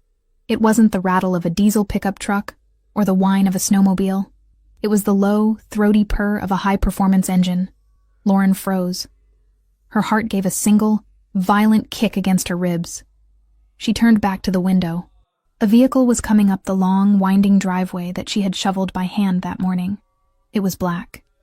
It was sleek. It was an armored SUV that looked like a scar against the white landscape. Panic flared, hot and sharp. Had Marco's loyalists found her? Had the clean identity failed? She looked around for a weapon. A scalpel. A sedative gun. Anything. But as the car pulled closer, slowing to a stop in front of the clinic, the panic dissolved into something else. Something terrified and hopeful and devastating. The engine cut. The driver's door opened. A man stepped out into the snow. He wasn't wearing a parka or heavy boots. He was wearing a long black wool coat over a dark suit, his Italian leather shoes sinking instantly into the powder. He looked ridiculous. He looked magnificent. It was Silvio. He stood by the car for a moment, looking up at the clinic, his breath puffing in white clouds in the frigid air. He looked tired. The arrogance that had armored him at the Unity Gala was gone, replaced by a weary tension in his shoulders. He looked thinner, his cheekbones sharper, his eyes shadowed. Lauren couldn't move. She couldn't breathe. She just watched him walk to the door. He didn't knock. He tried the handle. Locked. He looked through the glass. He saw her standing there in her scrubs, paralyzed. He didn't gesture for her to open it. He just waited. He waited with the patience of a man who had no other destination. Lauren walked to the door. Her hand trembled as she unlocked the deadbolt. The sound was loud in the empty room. She pushed the door open. The cold air rushed in, carrying the scent of pine and snow and him. "You're hard to find, Elena," Silvio said. His voice was rough, like he hadn't used it in days. "You knew exactly where I was," Lauren replied, her voice shaking. "You bought the map. I bought the land," he corrected. "I didn't know if you would still be on it." He stepped inside. He didn't ask for permission. He closed the door behind him, shutting out the wind. The silence that fell between them was electric, charged with 4 months of unsaid words. "What are you doing here, Silvio?" Lauren asked, wrapping her arms around herself. She felt suddenly underdressed in her simple blue scrubs and messy bun. "Is there a problem with the identity? Did someone find me?" "No one found you," Silvio said. He unbuttoned his coat but didn't take it off. He looked around the waiting room, taking in the clean lines, the expensive chairs, the peace. "The identity is perfect. Elena Vance is a ghost in the system." "Then why?" "Because the system works," Silvio said, looking back at her. "But I don't." He took a step toward her. "I haven't slept in 4 months, Lauren. I have the city. I have the power. Marco is a memory. The council eats out of my hand. I have everything I was supposed to want." "Congratulations," she said bitterly. "You won." "I lost," he said. The admission was quiet, brutal. "I sat in that penthouse every night, looking at the city, and all I could see was the empty space where you used to stand. I drank enough whiskey to drown a fleet, but I couldn't drown the silence you left behind. You sent me away," Lauren reminded him, tears pricking her eyes. "You told me I was a liability. You told me I was a pet." "I lied," Silvio rasped. He closed the distance between them in 2 long strides. He stopped just inches away, close enough that she could see the gray hairs that had appeared at his temples, close enough to feel the heat radiating from him. "I lied to you because I was terrified," he confessed, stripping away the armor of the dawn. "I thought if I sent you here, to this fortress of snow and safety, you would be untouched. I thought I could keep you pure if I kept you far away from my filth." "I never asked to be pure," Lauren whispered. "I asked to be with you." "I know," Silvio said. He reached out, his hand hovering near her face, trembling slightly. "But I couldn't risk it. Not then. I needed to know the war was over. I needed to know I could build walls strong enough to hold us." "And now?" she asked. "Is the war over?" "The war is never over," Silvio said. "But the battlefield has changed." He reached into his coat pocket. For a second, Lauren's muscle memory tensed, expecting a weapon or a dossier, but he pulled out a folded piece of paper. It wasn't legal-sized. It was a brochure. He handed it to her. Lauren opened it.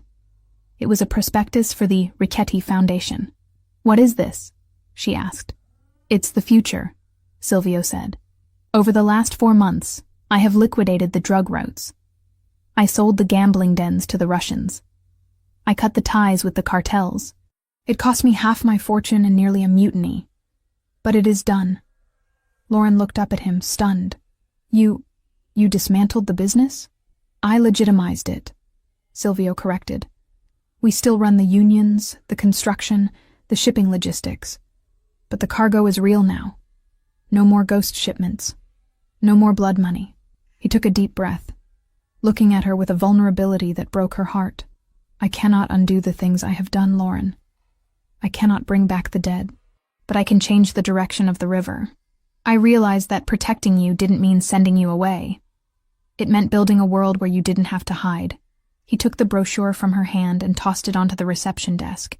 He didn't care about the paper. He cared about her. "I don't want a pet," he said, his voice dropping to a growl. "And I don't want a liability. I want a partner. I want someone who can look at a spreadsheet and see the lies.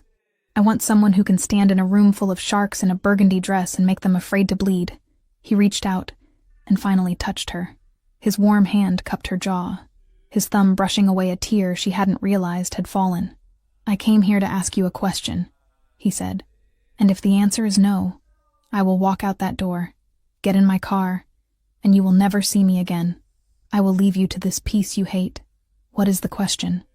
Lauren breathed, leaning into his touch. My soul is black, Lauren, Silvio whispered. I have done terrible things. I am stubborn, I am dangerous, and I am damaged. But I am yours, if you will have me. So, do you still know how to treat lost causes? Lauren looked at him. She saw the monster and the man. She saw the scar on his side that she had healed, and the scars on his conscience that she had soothed.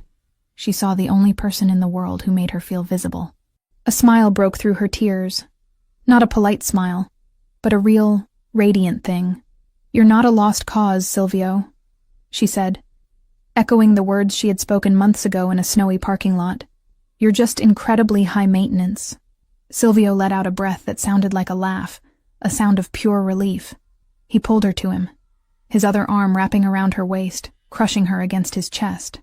Then fix me, he whispered. He kissed her. It wasn't like the kiss at the gala, which had been a performance for an audience. And it wasn't like the almost kisses in the penthouse, which had been restrained by duty. This was a collision. It was desperate and hungry, tasting of winter and longing. It was the breaking of a dam. Lauren buried her hands in his hair, pulling him closer, anchoring him. She felt the cold of his coat and the heat of his skin. She felt the gun he still wore, because old habits died hard. But she didn't care. When they finally broke apart, breathless, Silvio rested his forehead against hers. Pack a bag, he ordered softly. Where are we going? Lauren asked, though she already knew. Home, Silvio said. Chicago. We have a board meeting on Monday, and I believe the foundation needs a chairwoman. Lauren looked over his shoulder at the empty, perfect clinic. What about the animals? We'll hire a staff, Silvio said immediately. The best vets money can buy. We'll turn this place into a sanctuary. You can run it from the city. But you belong with me. Yes, Lauren said. I do. 1 year later, the charity gala for the Richetti Foundation was the event of the season in Chicago. The ballroom of the Palmer House was packed with the city's elite. Mayors, senators, philanthropists. The air smelled of expensive perfume and fresh lilies. It had been a full year since they'd walked back into Chicago together and turned a war room into a boardroom, rewriting supply chains and laundering blood into clean contracts. Somewhere far north, the Montana sanctuary she had once called a cage now ran under a full staff of vets she'd handpicked herself, its monthly reports stacked neatly on her desk in the city. Silvio Richetti stood on the edge of the dance floor, holding a glass of sparkling water. He wore a tuxedo, but the tension that used to define his posture was gone. He still looked dangerous. That would never fade. But the edge was sharper, cleaner. He wasn't a mob boss hiding in plain sight anymore. He was a tycoon who had rewritten the rules of the game. He wasn't watching the crowd. He was watching his wife. Lauren stood near the center of the room, speaking to the governor. She wasn't wearing burgundy tonight. She was wearing emerald green velvet, a gown that draped elegantly over her changing shape. She was 6 months pregnant. One hand rested unconsciously on the swell of her stomach as she laughed at something the governor said. She looked radiant, powerful. She held court not with fear, but with a charisma that drew people in. Enzo, now the head of legitimate security for the corporation, stepped up beside Silvio. The perimeter is clear, boss, Enzo said quietly. No threats, just donors. Good, Silvio said, not taking his eyes off Lauren. Let's keep it that way. Lauren looked up, sensing his gaze. She excused herself from the governor and walked toward him. The crowd parted for her, respectful and admiring. You look tired, Silvio said as she reached him, his hand immediately going to her waist to support her. My feet ache, she admitted, leaning into him. And your son is using my bladder as a trampoline. Silvio smiled, a genuine expression that reached his eyes. He placed his large hand over hers on her stomach. He has my energy, Silvio said. He has your stubbornness, Lauren corrected. He refused to move for the ultrasound tech for 20 minutes. He knows what he wants, Silvio said proudly. He's a Richetti. He's a Cole, Lauren countered, which means he's going to be smart enough to stay out of trouble. We can hope. Silvio murmured. He kissed her temple. Are you happy, Lauren? Lauren looked out at the room. She saw the faces of people they had helped through the foundation. She saw the legitimate empire they had built from the ashes of the old one. She thought of the nursery waiting in the penthouse. Painted soft yellow, far away from the darkness of the past. She looked up at her husband, the man who had crashed into her house and stolen her life, only to give her a bigger one in return. I'm not just happy, she whispered. I'm home. Silvio tightened his arm around her. Come, let's go. You need to rest. The speeches aren't over, she protested weakly. I'm the chairman, Silvio said, with a grin that was all wolf. I say the speeches are over. He guided her toward the exit, ignoring the disappointed looks of the guests who wanted more of their time. They walked out of the ballroom, past the security, and into the cool Chicago night. The car was waiting. Not an armored escape vehicle, but a family car with a car seat base already installed in the back. As Silvio opened the door for her, Lauren paused. She looked at the city skyline, glittering against the dark. It was a jungle, yes, but she wasn't prey anymore. She was the lioness walking beside the lion. She got into the car. Silvio closed the door, solid and safe, and walked around to the driver's side. He got in, started the engine, and took her hand across the console. Ready? He asked. Lauren squeezed his hand. Drive. And as they merged into the traffic, leaving the ghosts of the past behind them, the future stretched out ahead, wide open, dangerous, and beautiful.